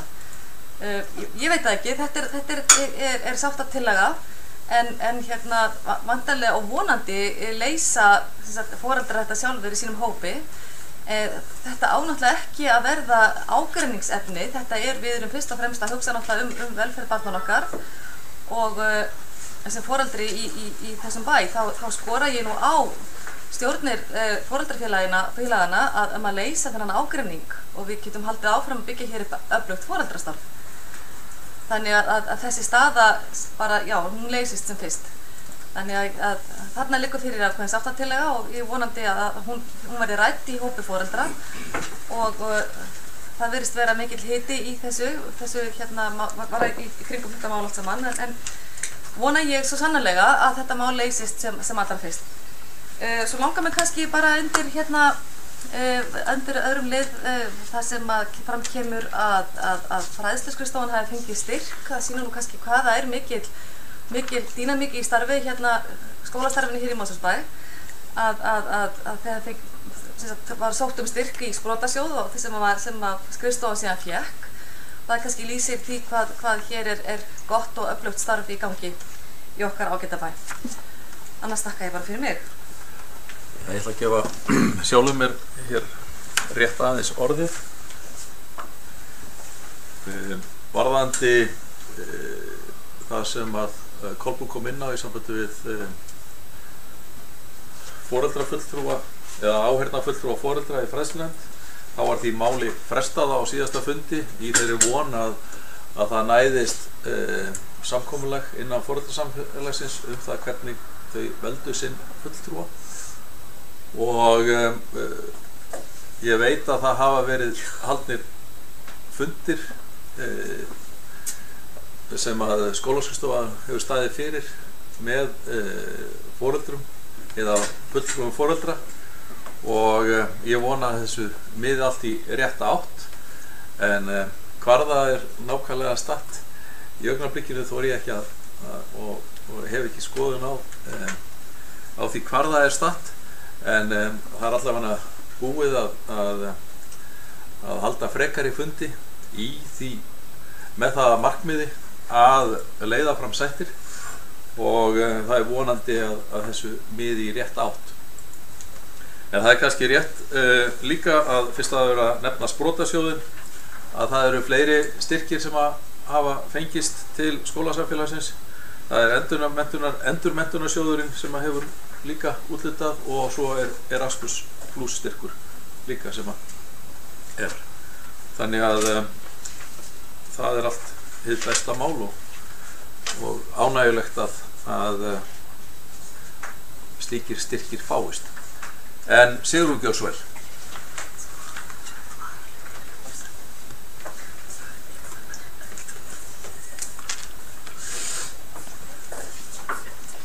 Já, ágæti forseti. Ég get nú bara ekki orða bundist yfir tilfinningalegum upphlaupum Haraldar Sverrissonar bæjarstjóra hérna í ræðustóli. Þetta ekki nokkur hemja að maður geti ekki farið hérna í ræðustól og óskað eftir upplýsingum um skólastarf eða hvað svo sem það í hverju tilfelli fyrir sig, öðruvísi en að eiga það á hættu að fá þessa holskeflu yfir sig. Mér finnst þetta þér ekki til samdar, Haraldur, að haga það svona, og ég bara skil ekki hvernig á því stendur að stjórnsýslan hérna skuli vera á svona tilfinningarlegu nótum. Það er hægt að leysa öll þessi mál og út af það gengur, og ég sagði það áðan, út af það gengur góð stjórnsýsla að fólk safni saman, og þá er það oftast hlutverk bæjarstjórans að sjá til þess að bæjarstjórnarfundir séu það vel upplýstir að fólk geti tekið ákvarðanir á einhverjum vitrænu nótum. Þetta snýst ekki um tilfinningar, þetta snýst ekki um að niðurlægja þig, en allur þinn málflutningur, hann snýst um að niðurlægja mig, og þar finnst mér þér ekki til samdar, Haraldur, og næstu að þetta kemur upp, þá mun ég bóka. Ólafur Ingi Kjörsvöld.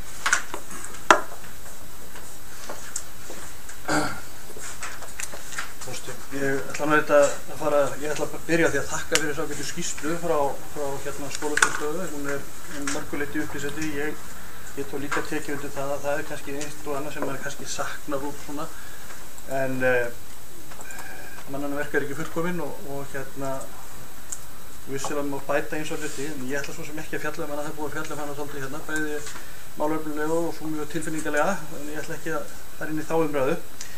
Ég ætlaði heldur ekki að tala um það sem ég ætlaði að ræða núna, sem er þessi síðasti liður á dagskrárfræðslunefndar, vegna þess að hún var frestað á þessum fundi og svo er engin ákvörðun tekin. En fyrst að þetta mál var borðið upp, að þá langar mig aðeins að ræða þessa sáttatillögu sem að forseti myndist hér á áðan, og ég held að Þorsteinsson bæjarfulltrúi hafi líka talað um. Mér finnst, og ég sakna nú hér ágætis bæjarfulltrúi Annu Sigríðar Gunnarsdóttur sem er nú eiginlega okkar sérfræðingur í fræðslumálum og hefur setið lengi í fræðslunni. En mér finnst varðandi þetta vandamál sem komið upp með áheyrnarfulltrúa foreldra í nefndinni, þetta er náttúrulega miður að þetta skuli hafa komið upp og þetta er afskaplega leiðilegt mál.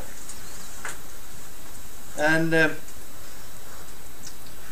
mér finnst líka, mér finnst þessi sáttatillaga, mér finnst hún vera svolítið að vera að skiptast, gangjur það að þarna skiptist skólarnir, þessi tveir Lágaskóli og Varmárskóli, á að eiga áheyrnarfulltrúa. Hvað með Krikaskóla? Þar er grunnskóli líka, okkur er það ekki, en náttúrulega eðlilegasti hluturinn er það að þessir foreldrasamfélög þessara þriggja skóla komið sér bara saman um það að standa sameiginlega að áheyrnarfulltrúa og hann sér bara einn fulltrúi fyrir alla skólana. Og ég tel að þetta sé bara foreldrasamfélög sem að leysa þetta mál. Vissulega gætu þau fengið aðstoð hvort sem það er frá heimili og skóla eða fræðslustöð. En þetta einhvern veginn, ég finnst þetta er eitt af þessum málum sem að dregur alla athygli frá því starfi sem á raunverulega að fara þarna fram. Þannig að mér finnst að þetta mál þurfa að leysast bara mjög fljótt og við, hvorki við sem kjörnifulltrúar eða fulltrúar sem eru starfandi í nefndum eigi að vera með puttan í því. Kannski bara beint að þessu að ég svari. Mér láðist að nefna það hér áðan að þessi tillaga, hún gekk út á það að þetta væri bráðabirgða ástand þar til að foreldrasamfélagið væri búið að koma sér niður á lendingu í málinu og hún var aðeins hugsuð sem slík, en henni var frestað á fundinum í þeirri von að foreldrasamfélagið myndi ná að lenda þessu máli og fræðslusviðinu var falið að aðstoða eftir því sem að foreldrasamfélagið óskaði eftir og reyndi að stuðla því að það næðist sátt í málinu á milli foreldrafélagana, því að vissulega virðist þetta vera sem að það sé ágreiningur þarna á milli foreldrafélaga, en við væntum þess að niðurstaða náist. En Bryndís, gjörðu svo vel.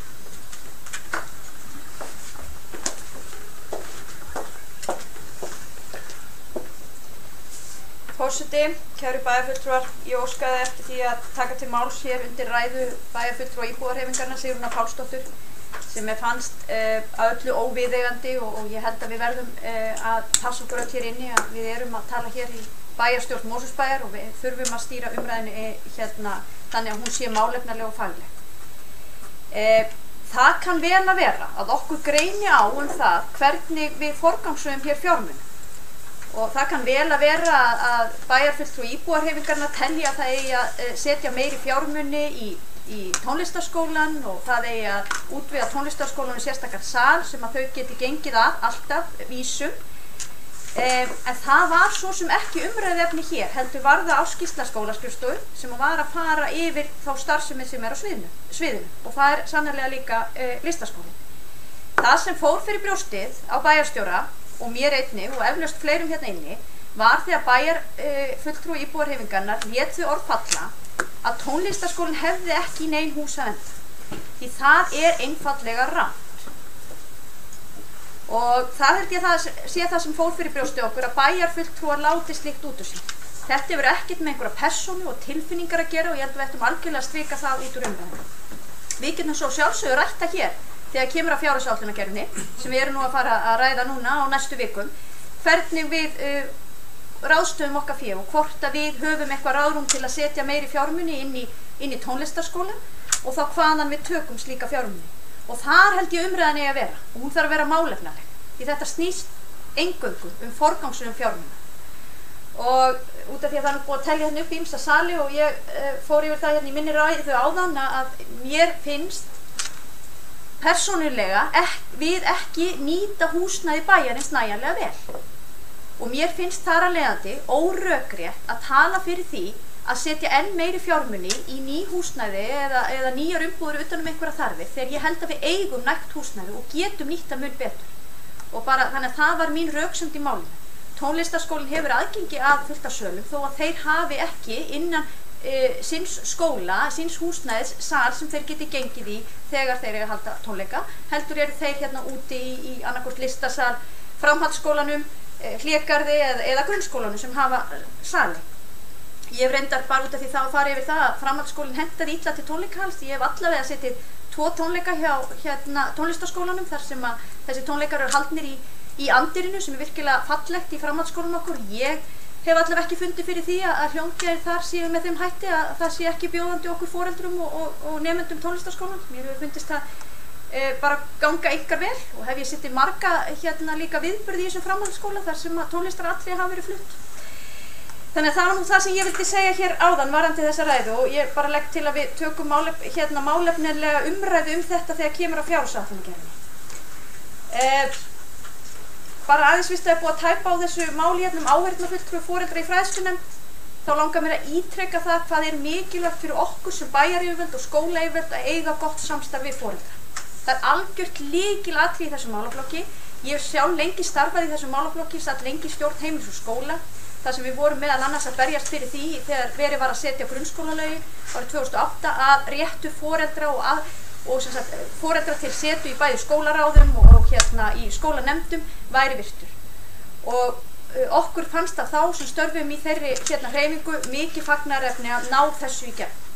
Þannig að ég tek undir það sem hér hefur verið sagt, það er bara mjög mikilvægt fyrir okkur að það náist sátt þetta út í foreldrasamfélaginu þannig að hér sitji fulltrúi foreldra inn í fræðslunefnd og hann gegnir því hlutverki að miðla áfram upplýsingum út í foreldrasamfélagið og sama kalla eftir upplýsingum frá foreldrasamfélaginu sem að þeir geta svo miðlað áfram inn í fræðslunefnd og til skólayfirvalda. Meira vil ég ekki segja þetta á þetta mál. Takk. Sigrún Björnsdóttir.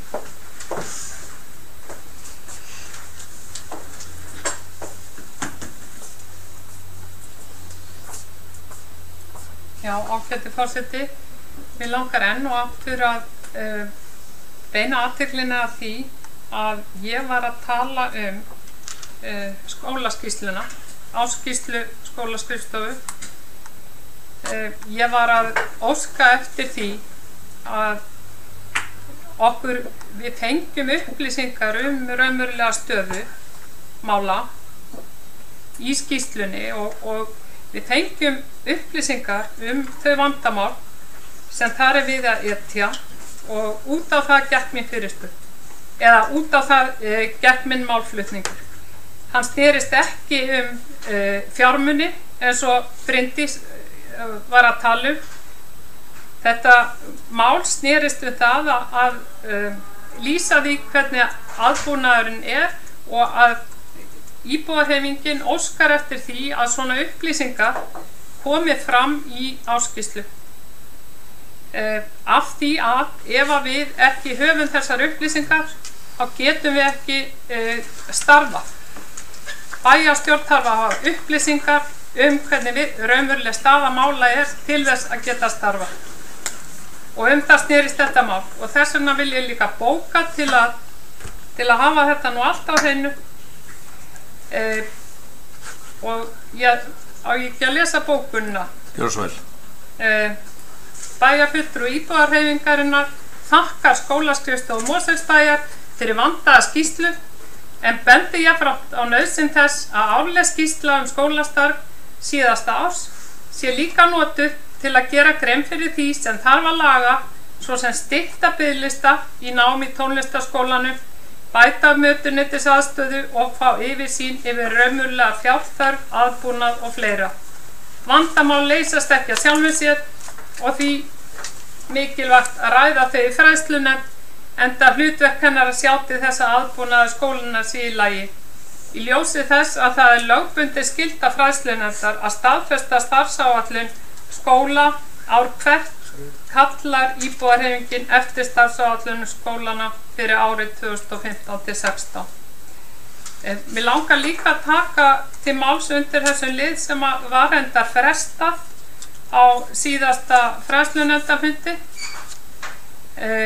áheyrnarfulltrúa foreldra í fræðslunefnd númer 7. Ég sat síðustu helgi námskeið hjá Sambandi íslenskra sveitarfélaga fyrir fræðslunefndir og þar hafði ég tækifæri til þess að ræða þessi mál við fulltrúa úr hinu sveitarfélagunum og það kom fram í máli þeirra að foreldrarnir hafa þetta algjörlega á sinni könnu að ákveða þetta fyrirkomulag. Við eigum ekki að vera að skipta okkur að þessu, skólastjórnendur eiga ekki að skipta sér að því og fyrirkomulagi þannig orðið í hinu sveitarfélögunum á höfuðborgarsvæðinu að það einn fulltrúi fyrir alla skólana. Það ekki verið að rótera svona á milli skóla. Þannig að ég held að það væri bara heilla drýgst að við hættum afskiptum að þessu og leyfðum foreldrunum að stjórna þessu. Eða það ekki? Bjarki gjör svo vel. Það bæði fullur að hlusta umræður á þessum bæði.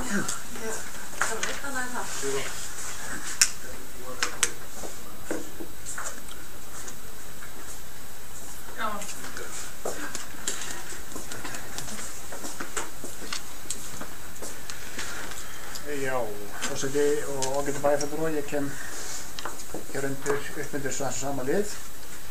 Númer 5, áskiptu skólaskrifstofu og vil nú eiginlega beina málum mín að málflutningi frá íbúðarhreyfingarinnar í þessu máli og reyndar vísa ég líka til málflutnings hennar í öðru máli hér fyrr þar sem það snýrist uppbyggingu í miðbænum. Ég held að sé nú þannig að þessi fylgjast með þessu umræðu hérna í þessum sali eða út af þessum velkist nú valli í vafu það að fulltrúi íbúðarhreyfingarinnar hafi sett nýtt héraðsmet í dag í rangfærslum, lýðskrummi og tímasól. Og þetta bara nýtt met og það eru sjálfsagt allir sem kynna þessi málin í grunninn að gamla metið áttu hún sjálf. Bryndís gjör svo vel.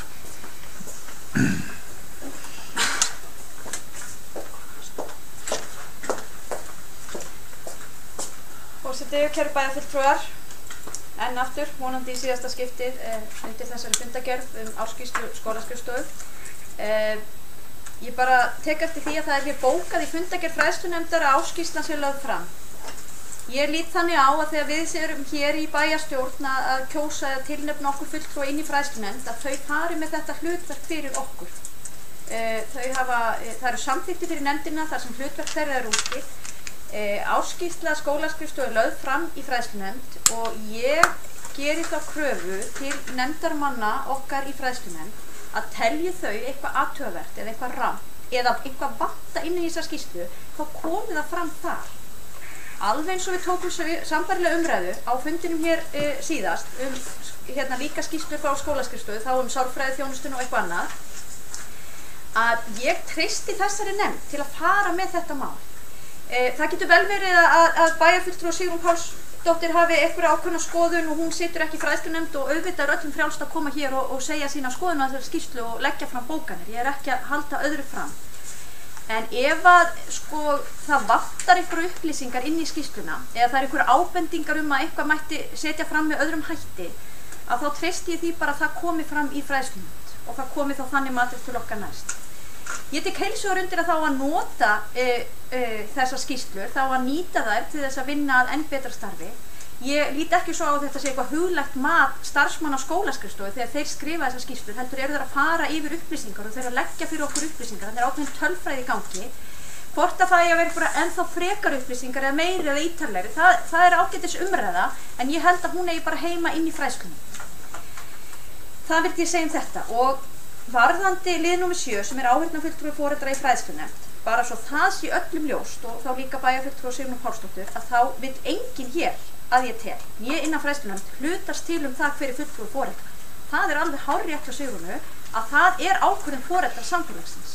Vandamáli er einfaldlega hér inn á borðum vegna þess að það hefur verið ósætti innan foreldrasamfélagsins og þau hafa ekki getað komið sér saman hver á að vera fulltrúi. Og þá lendum við í erfiðleikum verandi stjórnsýsluapparati sem á að hafa fulltrúa foreldra inni hjá okkur, þá lendum við í þessum vandræðum. En alveg svo ég sagði hérna áðan, ég vona svo innilega að foreldrasamfélagi sjálft finni út úr þessu og leysi þetta mál. Og það á ekkert að þurfa að vera hér inn á okkar borðum. Kolbrún.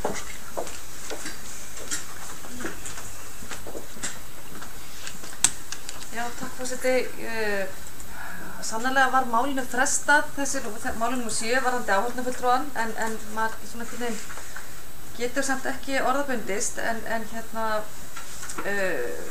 ég tek alveg heilsuverðandi það sem að Ólafur nefndi hérna áðan, að við eigum ekki, og held að Sigrún hafi nefnt það líka, auðvitað eigum við ekki vera að vasast í þessum málum. En eins og Bryndís nefndi, að þá er málið komið hérna inn á okkar borð.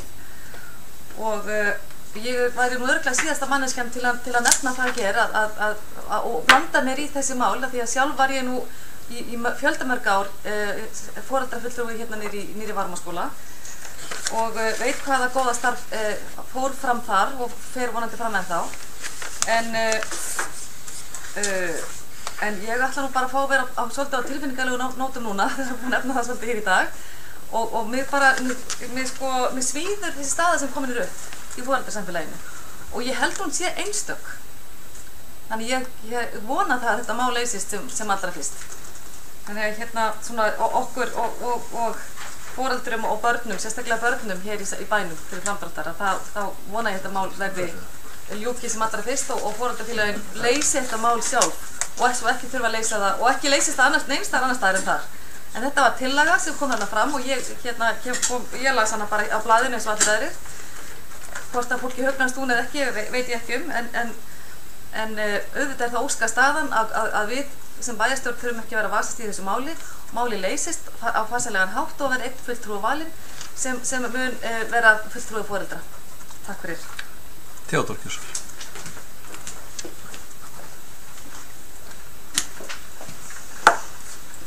Forseti bæjarfulltrúar, ég bara er að veltast með, ég hlusta á sögurnar í náðan þessu ágætu áskýrslu skólaskrifstofu að það ætti að vera í henni þar sem fólk vil lagfæra og fara betur og það getur auðvitað sitt sýnis hverjum það. En það sem skiptir líka máli það að ég held að skýrslan eigi að fjalla það sem var lagt upp með og það var árangur sem náðust með það sem fólk hefur. Þá pólitík sem skólarnir fari í, starfsmennir, hvernig við nýtum fjármagnir, hvernig við förum með það, þetta upplýsingar af það, heldur ekki hvað við viljum. Ég veit að afturhelling vill meira, golfklúbbur vill meira, leikskólarnir hefur allir meira, en við erum að fjalla það sem við höfum og þessi skýrsla tekur mið af því. Ég held að það væri mjög skrítið fyrir fólk sem valið til að stjórna hérna, sem með aðgerð og að vinna þessi verkefni fyrir okkur, að það fjallaði annað að vera raunverulegt. Við myndum gjarnan vilja hafa fleiri skóla eða fleiri kennara eða það var ekkert mál að skrifa það og við getum jafnvel gert það öll okkar eigin útgáfu. En það sem fólki að taka saman í skýrslunni það sem við stöndum frammi fyrir og þetta bara eins og í Brits. Ég myndi gjarnan vilja hafa aðra hönd en við verðum að spila þá hönd sem við höfum og það fjallaði útspil. Þannig var skýrslan, hún var ekki það sem við okkur langaði, hún var það sem við höfðum og skýrslan fjallaði pínlítið það. Ef þetta rangt kemur gott og vel, við getum hins vegar tekið pólitíkinu það, hvernig við breytum og förum með fjármagni eins og við rættið náðan og Haraldur var margótt yfir.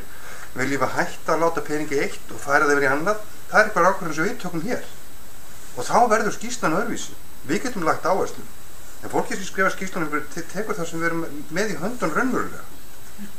Hvort það eru óánægja í skólanum með eitthvað betur um að fara, það verður bara komið í ljós og við erum að vinna með þau með fundum, tala við fólkið, vera hluta þessu samfélagi, taka upplýsingur einu svo færa til betri vegar, en skýrslan ekki að taka á því og hún á að gera plagg, eitthvað umkvörtunarplagg í mínum huga. Þetta það staðreyndir sem þetta fólk býr við og að vinna með og þau gögn sem liggja fyrir. Takk. Fleiri hafi ekki óskað eftir þetta. Nokkuð sem búin að reyna að ná samfundi. Já, en hvað, bregðast við eða? Já, bregðast við mjög styrklega. Gjörðu svo vel.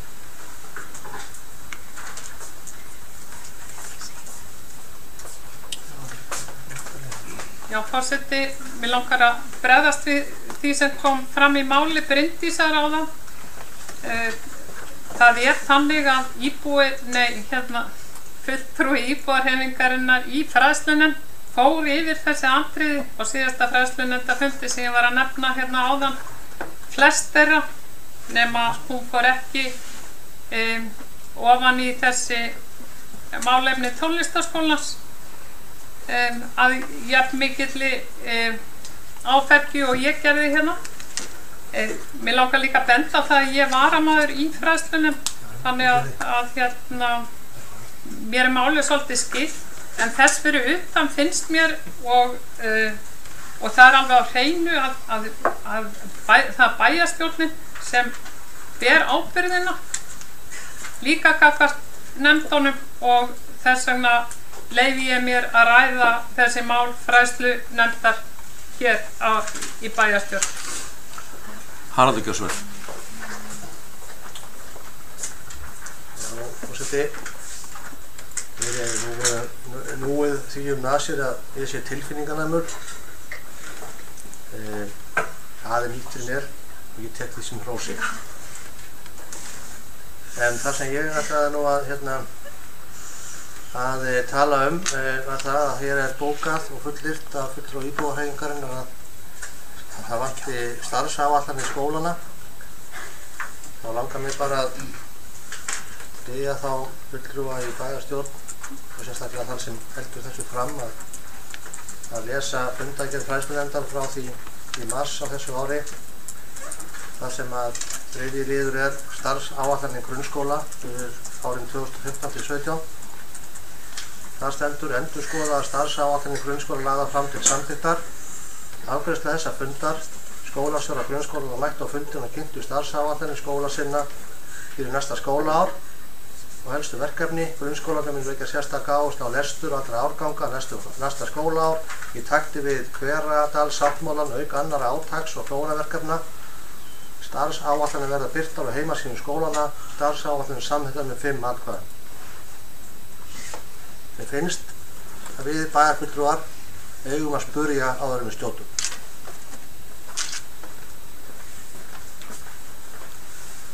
Sigrún Gjörsvöld.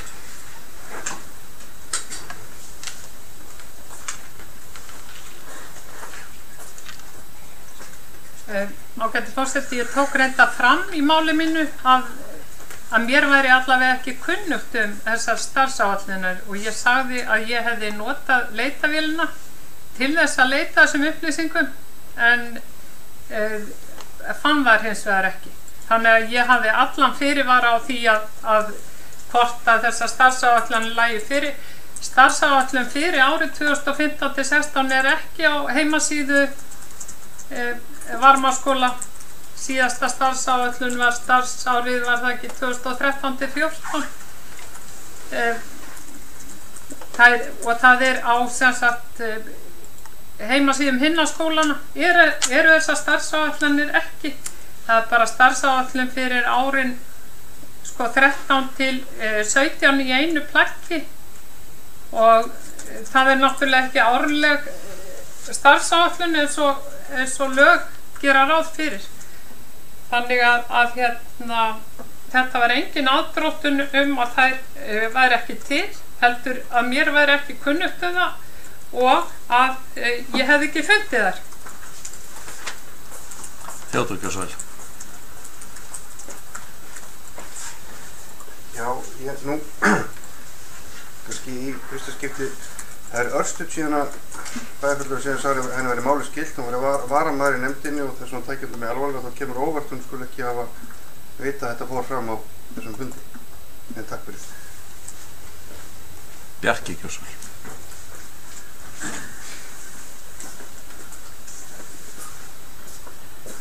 Já, forseti enn á eftir skólaskýrslan sem tekur á sem svona ýmsa anga umræðin. Bæjarfulltrúi Sigrún segist ekki að hafa fundið þessa skólaskýrslu eða ákveðið plögg og hún hafði googlað og þá langar mér með leyfi forseti að vitna í ágætan borgarfulltrúa Reykjavík: þú hefðir átt að googla betur.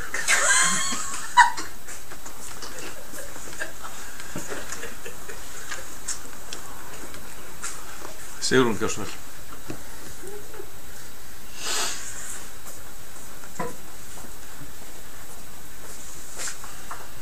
Ágæti forseti, mér langar bara að segja Bjarka það að ég googlaði þetta líka og fyrir utan að nota leitavélina á vef Mosfellsbæjar þar sem að ekkert var að finna undir starfsáætlun skólaskrifstofu,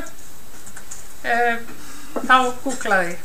Þannig að ég veit ekki hvað þú getur kannski mætt með einhverjum fleiri leitarvélum.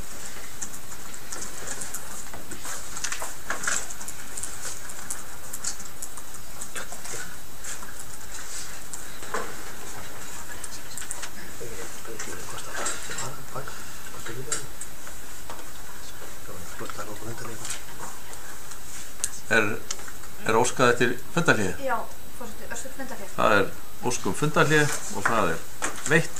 Við gerum hlé. Við hefjum þá funda 9. Bryndísar Gjörsvæl. Já, forseti og kæru bæjarfulltrúar, við fulltrúa VG-lista óskum eftir því að það bókist í fundakjör hér undir bókun fulltrúa íbúahreyfingarinnar. Fulltrúa VG-lista þakka fyrir góða skýrslu frá skólaskrifstofu Mosfellsbæjar. Skýrslan er góð yfirsýn yfir það mikla og góða starf sem unnið er í skólastofnunum bæjarins. Bæjarfulltrúar VG-lista treysta fræðslunefnd og skólaskrifstofu til að fara með málefni skólana og vekja á því athygli ef vísbendingar séu að aðbúnaði sé ábótavant. Við bendum bæjarfulltrúa M-lista sem jafnframt er varamaður í fræðslunefnd á að lesa fundargerð fræðslunefndar nr. 305 frá 17. mars síðastliðnum, en þar er fjallað starfsáætlun í grunnskóla fyrir árin 2015-17.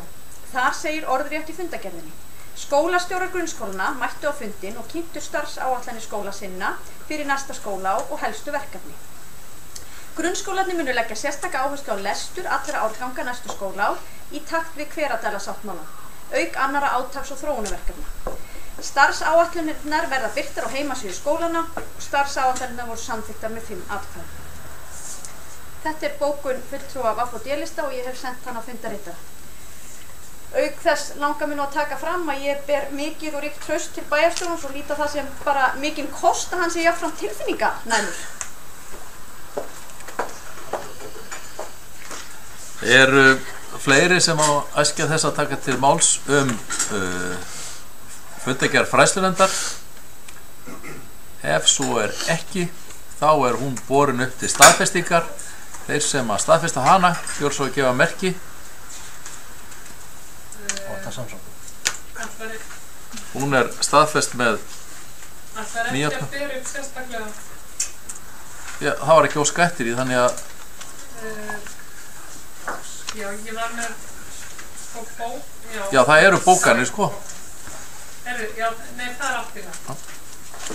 Ljómandi, takk fyrir þetta. Þá förum við yfir í fundargerð 397. fundar skipulagsnefndar sem haldin var 29. september. Orðið laust þá fundargerð. Ef enginn kveður sér hljóðs, þá umræðum lokið. Þeir sem staðfesta fundargerðina gjör svo að gefa merki. Takk fyrir, hún staðfest með 9 atkvæðum.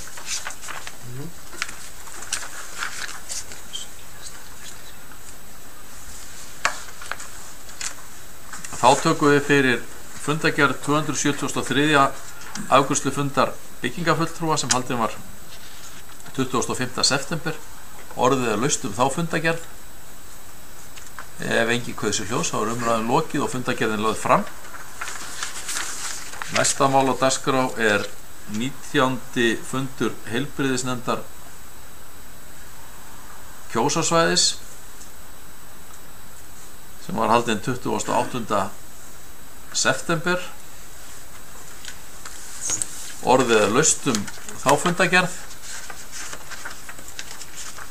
Ef enginn kveður sér hljóðs, þá umræðum lokið og fundargerðin lögð fram.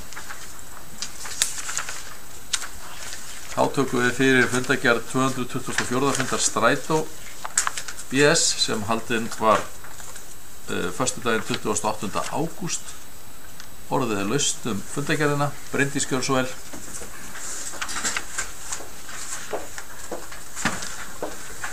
Forseti og kæru bæjarfulltrúar, ég ætla að halda mig við þá hefð að taka hér til máls undir fundargerðin Strætó og fara yfir dagskrána og hvet ykkur endilega til að spurja mig út í eða senda mér ábendingar ef þið hafið eitthvað við þær að athuga eða eitthvað sem þið viljið forvitnast nánar Þarna voru 4 mál á dagskrá. Það var fyrst forsenda áætlunar, fjárhagsáætlunar fyrir árið 2016 og eins og kemur þarna fram að þá erum við í rauninni að byggja okkar forsendur á því sem samþykkt var á eigendafundi Strætó og var nú tekið fyrir hérna á síðasta bæjarstjórnarfundi. Þessi vinna enn í gangi, við höfum ekki sem sagt lokið við þessa vinnu en það eins og huga og ljóst að okkur býður töluverð hagræðing sem við þurfum að ráðast í hjá Strætó til þess að ná þessu gati saman. Þá ber líka að benda á það að samkvæmt samkomulagi sem gert var við ríkið eða við vegagerðina á sínu tíma og framlag frá ríkinu sem átti að koma til almenningssamgangna að þá hefur það ekki gengið eftir. Það er að segja að það var nú talað að það yrðu milljarður á ári og það átti að verðbætast með svokallari Strætóvísitölu en ég held ég muni rétt að við sem að fá rétt rúmar 800 milljónir á þessu ári. Og ef að tekið saman sem sagt frá því að skrifa var undir þennan samkomulag og til og með árið 2016 að þá vantar upp á 400 milljónir upp á að samningurinn sé full gildur eða það er að segja að það sé greitt í samræmi við þann samning. Í lið nr. 2 var farið yfir leiðakerfisbreytingar og þá fyrsta lagi það ferli sem að fara þarf í varðandi leiðakerfisbreytingar og við erum kannski í stjórn Strætó að leggja svolítið áherslu á það að almenningssamgöngur heyrir undir hvert og eitt sveitarfélag og við erum að selja ákveðna þjónustu hjá Strætó og við þurfum öll að vinna saman að því að ná þeim markmiðum sem sett hafa verið. En það koma stundum fram tillögur að leiðakerfisbreytingum hjá Strætó en það er kannski að mörguleyti líka eðlilegra að slíkar óskir komi fram hjá sveitarfélagunum sjálfum sem þekkja sitt sveitarfélag og þarfirnar fyrir sig. Og þarna var bara aðeins farið yfir þetta ferli og það við þurfum náttúrulega að fá slíkar óskir í góðum tíma til þess að hægt sé að bregðast við því það er heilmikið sem þarf að fara í gang ef að verið að breyta leiðakerfum með einhverjum hætti. Í lið nr. 3 var farið yfir niðurstöðu í kærunefnd útboðsmála þar sem að það hafði verið kært til kærunefndarinnar vegna framsals á samning út af akstursþjónustu fyrir fatlaða. Hefur nú verið í fjölmiðlum eða var allavega þar þegar þessi úrskurði féll. ég vil bara ítreka það að stjórn Strætó hefur Strætó hefur notið aðstoð sérfræðinga í öllum okkar útboðsmálum. Það borgarlögmaður og innkaupadeild Reykjavíkurborgar sem að veit okkur aðstoð í þessu og við höfum talið að það séu þeirra aðilar sem þekki hvað best til opinberra innkaupa og hafi mikla fagþekkingu á því sviði. Að öðru leyti held ég að sé kannski ekki æskilegt að tjá mig mikið þetta því að við vitum ekki hver verða svo endalok en við sem sagt lítum ekki þannig á við séum bótaskyld. Svo eru þarna svo almenn erindi sem að lög voru fram. Þá var nú ekki fleira sem kom fram í þessari fundargerð. Fleiri sem óskast að taka til máls? Svo ekki. Umræðan lokið, fundargerð lögð fram. Þá tökum við fyrir fundargerð 225. fundar Strætó sem haldin var 10. september og Bryndís beður orðið. Eva samþykja? Já, gjör svo vel. Þú búin að hóta því áðan? Já, forseti, ég mitt talaði það hér á síðasta fundi að það nú örugglega vantað upp á einhverja fundargerðir þannig að við erum að fá 2 fundargerðir í röð og þessi sem hér ræðir frá 10. september þannig að við erum eitthvað aðeins á eftir átlun það hluta til getur það skýrst því að við höfum ekki náð að klára fundargerðirnar á fundunum sjálfum og það eru undirritaðar síðar og þannig eru það með einhverjum hægt að bera seinna inn í sveitarfélögin. En þarna voru líka 4 mál á dagskrá. Aftur áætlun fyrir árið 2016 eins og ég fór yfir áðan og er í vinnslu innan stjórnar. Lið númer 2 langar mig að benda sérstaklega á en hann kallast Strætó í forgang og þar liggur fyrir minnisblað og mér langar að hvetja bæjarfulltrúa til að renna í gegnum þetta minnisblað og það að tala semst eða fara yfir mikilvægi forgangsakreinana og sérstaklega forgangsljósa þar að segja Strætó njóti forgangs á umferðarljósum.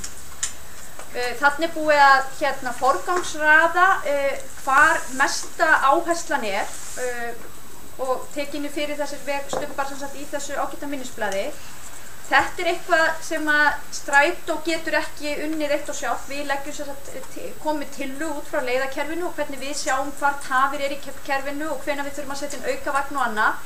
En þetta auðvitað eitthvað sem kannski fyrst og fremst skipulagsmál og fjármögnunarmál þá í samstarfi við Vegagerðina því oft þetta náttúrulega á vegum sem heyra undir Vegagerðina. Og þarna held ég að sé mikilvægt að við sveitarstjórnarmenn á höfuðborgarsvæðinu leggjumst á eitt í samvinnu við það að ná þessu í gegn hjá Vegagerðinni að farið sé í þessu mikilvægu verkefni. Þetta hleypur á tugum milljóna sem hægt að spara þarna ef ekki hundruðum á hverju ári ef að farið í þessa framkvæmdir.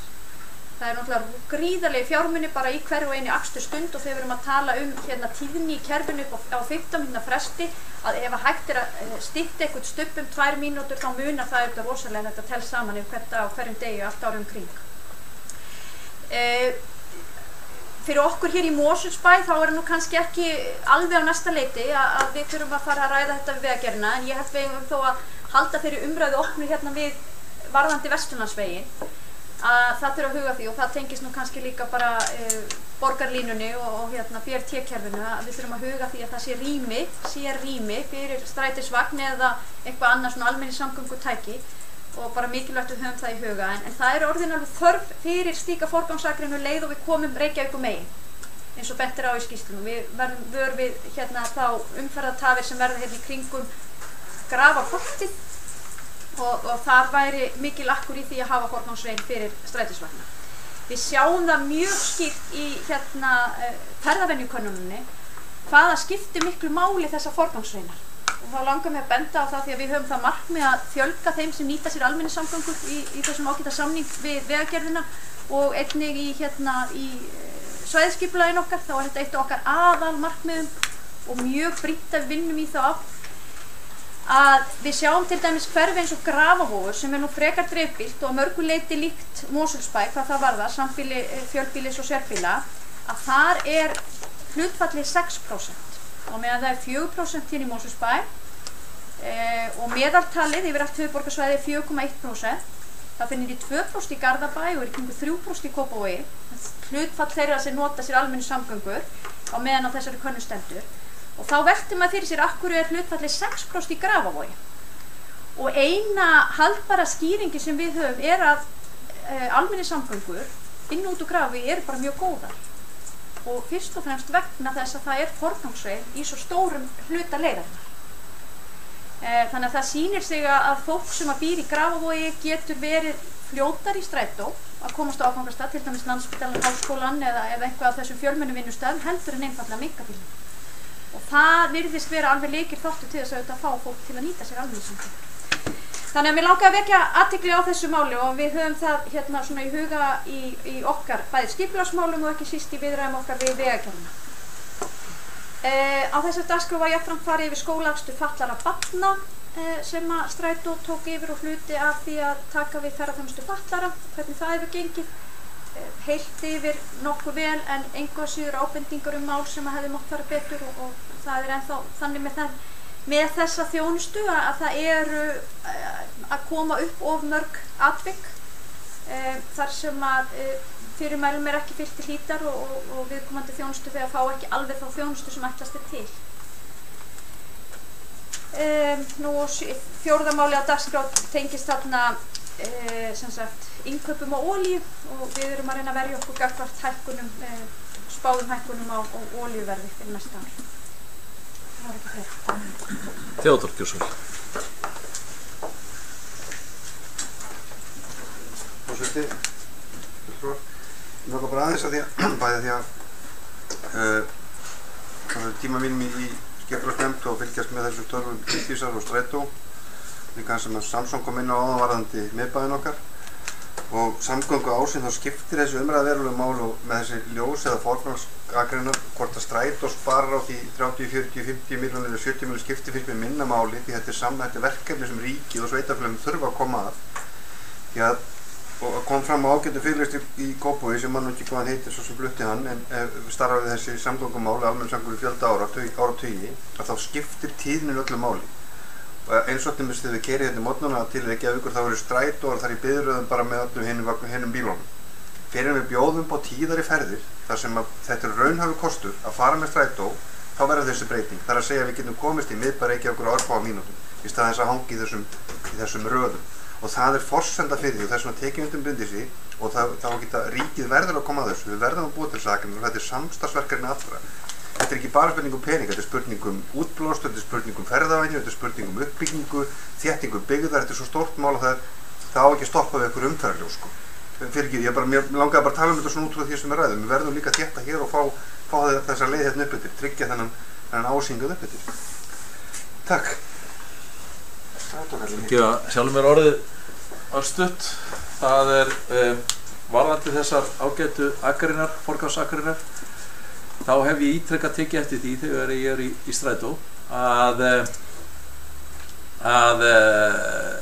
vagnin færi sig úr bílstjórinn, hann fer úr þessari forgangsakrein yfir í almenna akrein vegna þess að ástand akreinina ekkert alltaf sem skildi og líka þegar það verið að fara eins og verið að fara yfir gatnamótinu á Háleitsbraut að þar hristist það og skelfur ef hann í forgangsakreininni þannig að þau færa sig gjarnan sama þegar komið á Suðurlandsbraut þegar það verið að ég teki eftir því að þeir fara ekki á ljósunum yfir þar sem að sérstök akrein fyrir þess að geta farið fremst þeir færa sig einhverjum hluta vegna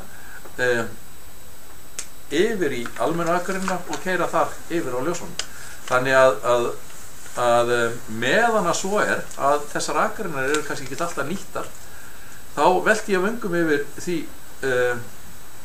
hvað á að fjölga þeim mikið ef að bílstjórarnir að fara úr þeim og keyra á almennu akreinunum án þess að keyra eftir þetta finnst mér allavega hefur mér fundist mjög athyglisvert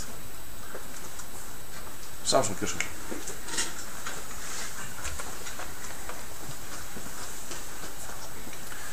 Forseti og stjórn, ég tek heilshugar undir með því sem að bæjarfulltrúi Theodór talaði það mikilvægt að við byggjum upp gott almenningssamgöngukerfi hingað upp í Mosfellsbæ og það afskaplega mikilvæg liður líka í því að við getum byggt upp góðan miðbæ á Mosfellsbæ og það að byggja upp góðan miðbæ í Mosfellsbæ mjög mikilvæg liður í það að við getum haft góðar almenningssamgöngur Bryndís Gjörsvör. Já, forseti, bara takk fyrir þessar umræður og gaman að heyra hvað bæjarfulltrúar hér eru hérna einbeittir það að við þurfum að bæta þessi mál og þetta mikilvægt mál fyrir okkur öll inn í framtíðina. Aðeins varandi það sem forseti kom inn á hér varandi ástand gatna eða ástand þessara akreina, það hefur vissulega verið nefnt og kannski bara í takt við almennt lélegt ástand gatnakerfisins okkar hér á höfuðborgarsvæðinu og það að sjálfsögðu líka mjög mikilvægt að það eitt að búa til akreinarnar og framkvæmdin fjárfestingin í því en auðvitað þarf að viðhalda þeim líka. Þannig að það er auðvitað algjör forsenda. Fleiri sem óska eftir að tjá sig, svo ekki, umræðum lokið, fundargerð lögð fram. Því næst tökum við fyrir fundargerð 354. fundar Sorpu. Þar bara örstutt að fyrsta málið þar snýr að opnum tilboð í Grendagáma og þar var gámaþjónustan lægst og með áberandi hætti má segja og það verður bara svona það sé upplýst. Fleiri sem óska eftir að taka til máls. Kolbrún Gjörsvör.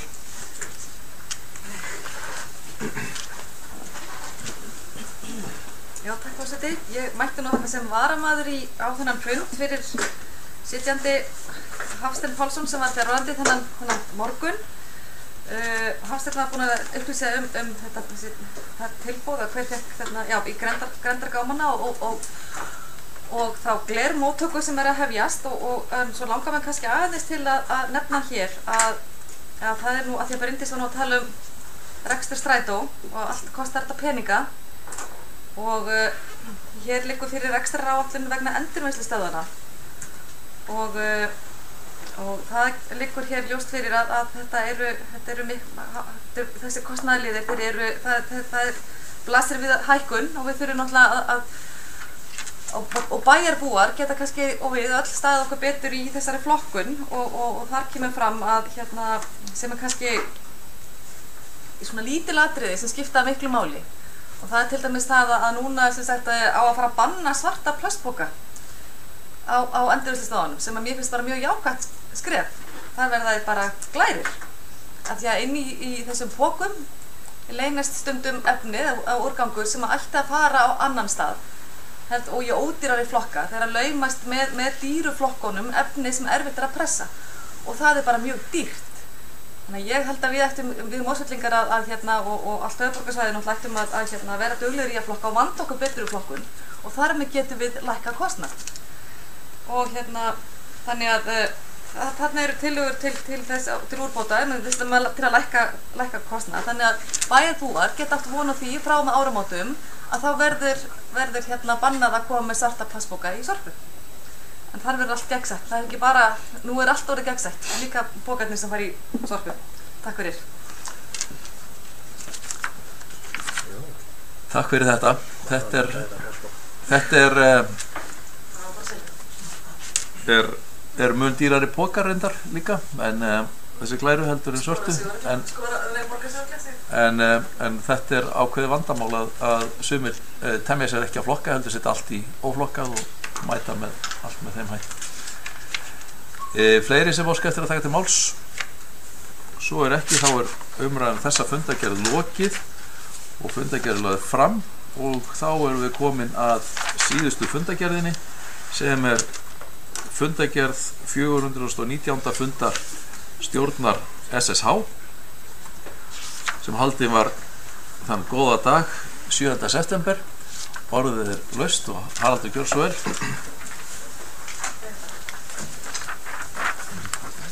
Já, forseti, ég náttúrulega að taka hérna til máls undir fyrsta lið þessa fundargerðar sem að við heiti ferðarþjónusta fyrir fatlað fólk. Langar mig nú sérstaklega að bera niður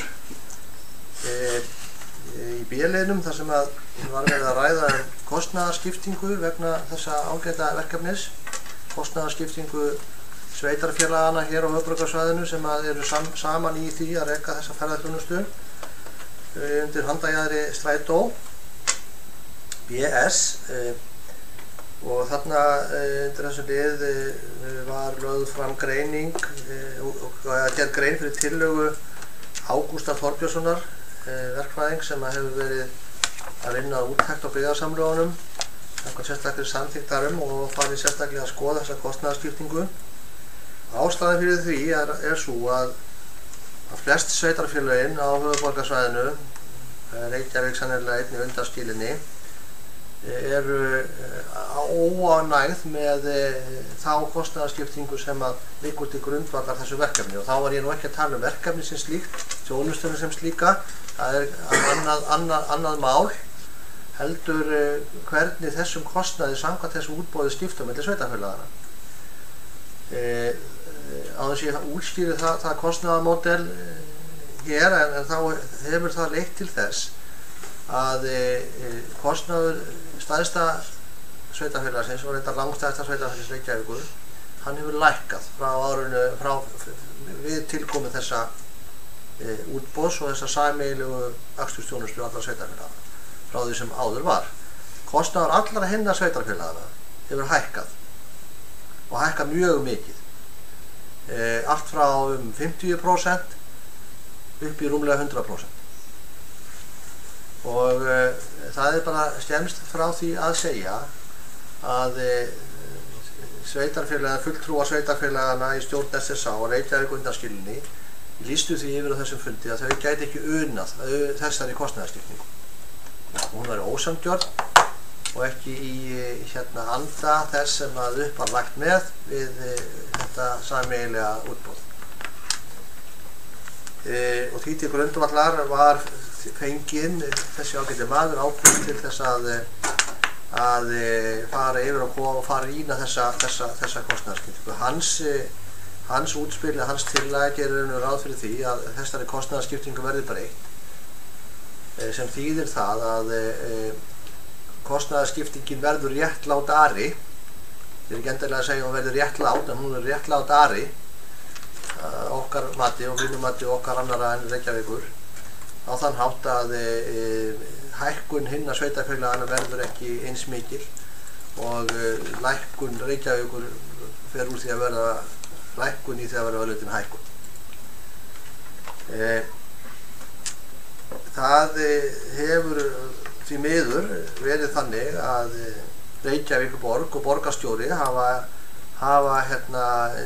ekki verið tilbúin til að ræða þessi mál á þessum nótum fyrir kannski á þessum fundi, þegar að kannski svarfaðast til stáls í þessu og við bæjarstjórar annarra sveitarfélaga var einfaldlega sögðum ef ekki yrði að því að breyta þessari kostnaðarskiptingu með meira réttlæti í huga, að þá yrði það skoðað öllum sveitarfélagunum að hætta að taka þátt í þessu samstarfi með þessum hætti. Og ég held að ég geti sagt að Reykjavíkurborg er svona eitthvað að leynast í afstöðu sinni. Það er búið að halda svona sérstakar fund þetta og það sem að svona ég held að Reykjavíkurborg sé svona aðfann að átta sig á rökum okkar hinna, og þetta verður síðan aftur til umfjöllunar núna næsta fundi SSA sem er núna á næsta komandi mánudag. En ég binda ákveðna vonir við það að þessi kostnaðarskipting tillaga þess ágæta verkfræðings Ágústar verði lögð til grundvallar á því hvernig þessum kostnaði verði skipt. Við það mun kostnaður Mosfellsbæjar miðað við núverandi kostnaðarstíflu lækka töluvert. Ég er ekki að segja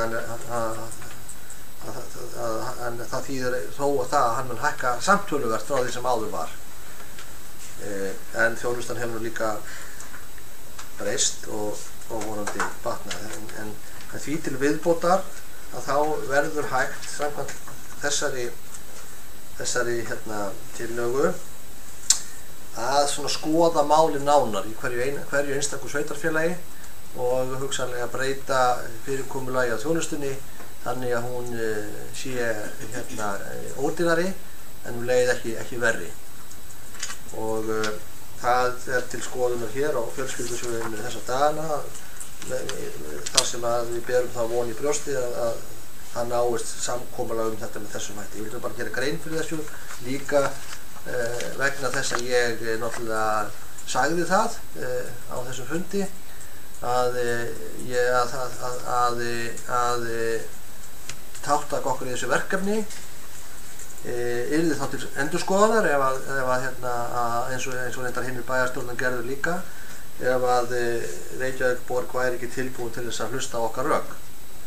Og ég hef svo sem ekkert rætt það hér í bæjarstjórninni eða fengið neitt sérstakt umboð til að segja svona, en ég gerði það í því ljósi að ég taldi að þarna væri mjög brýnt hagsmunamál Mosfellsbæjar að ræða, og ef til þess kæmi þá er það sjálfsögðu bæjarstjórnar, bæjarráðs og bæjarstjórnar að taka slíkar ákvarðanir, en ég myndi þá ræða það þessum nótum og jafnvel leggja það til. En ég vona nú og heldur reyndar að til þess kom ekki, því að ég held að Reykjavíkurborg sé nú kannski að sjá ljósið í þessu og það muni leiða til einhverja niðurstöðu sem ásættanlegri fyrir okkur, án þess að ég sé kannski að fullyrða það beinlega sem hún sé ásættanleg. En það er svo annar handleikur. Bryndís Kjörsvall.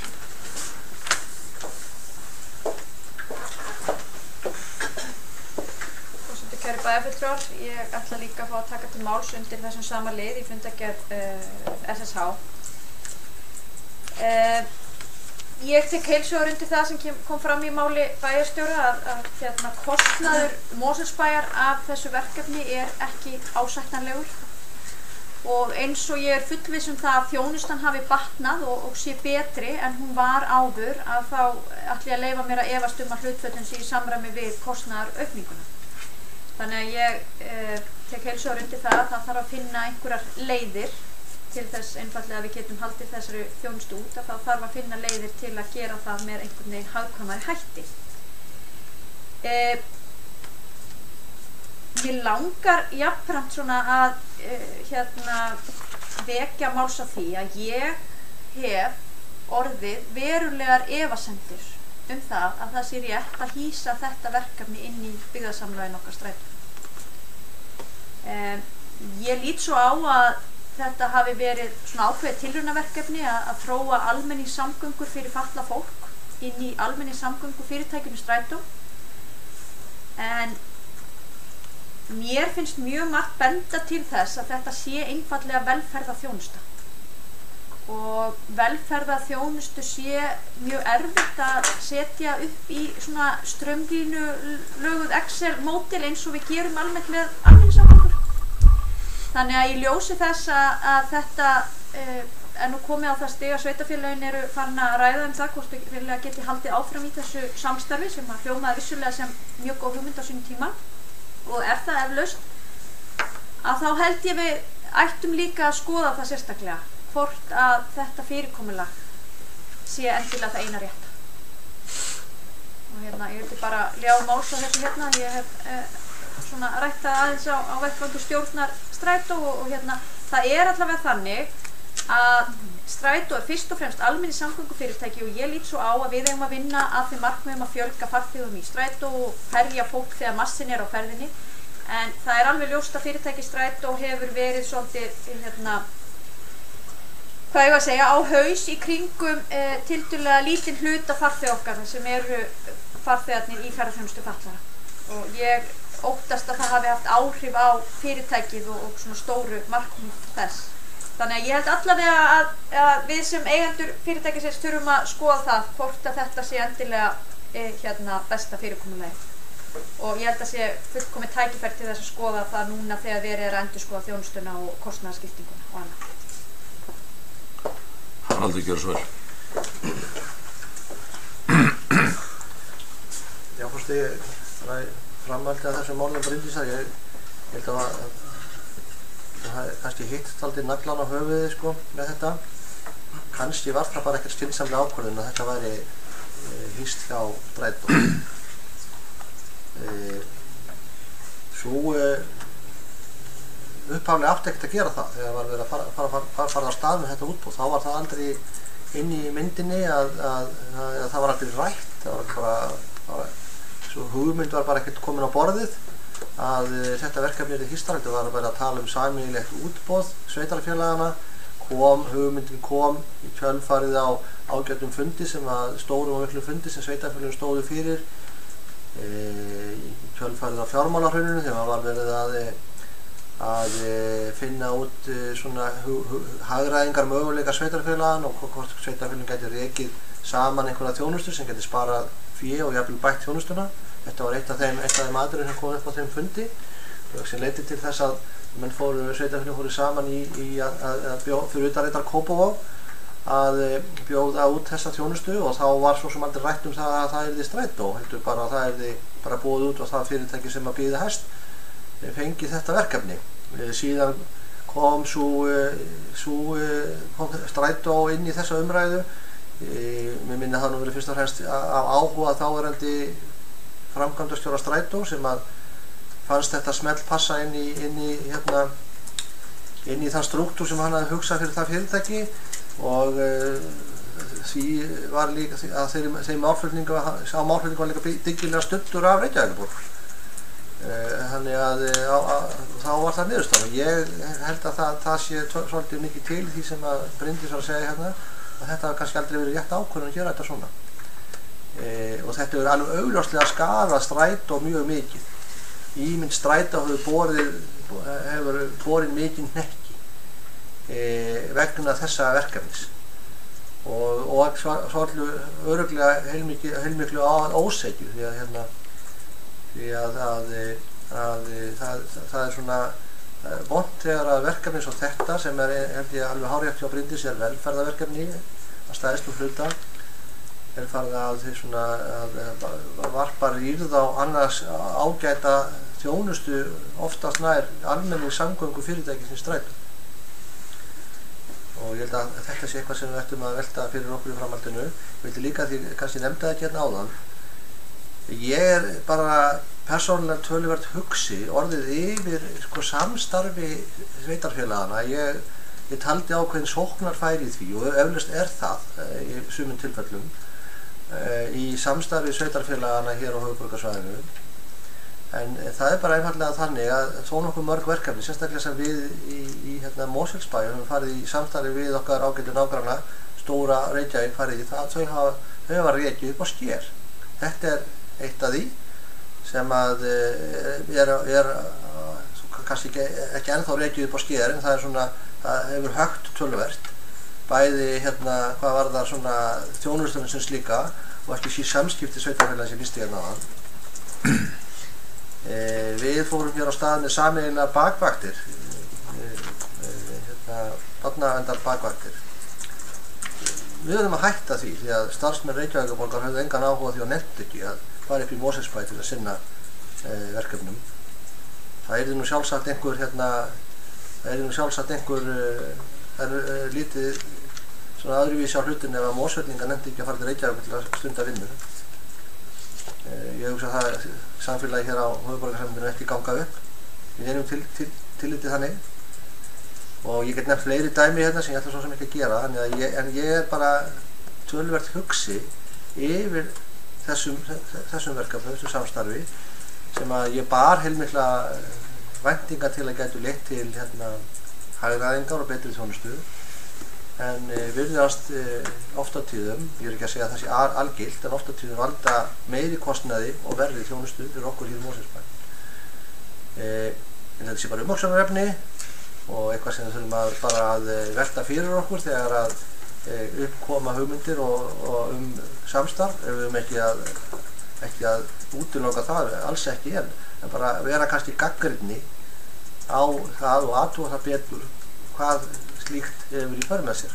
Hvort að það er til að bæta þjónustuna og lækka kostnað eða hvort að bæði hækkar kostnaðar og fyrir þjónustuna verði. Þannig ég vildi nú bara koma þessu á framfæri. Fleiri sem óska eftir að taka til máls, svo er ekki. Umræðum er lokið og fundargerð lögð fram. Fleira liggur ekki fyrir þessu fundi. Ég þakka fundasettuna og segi fundi slitið.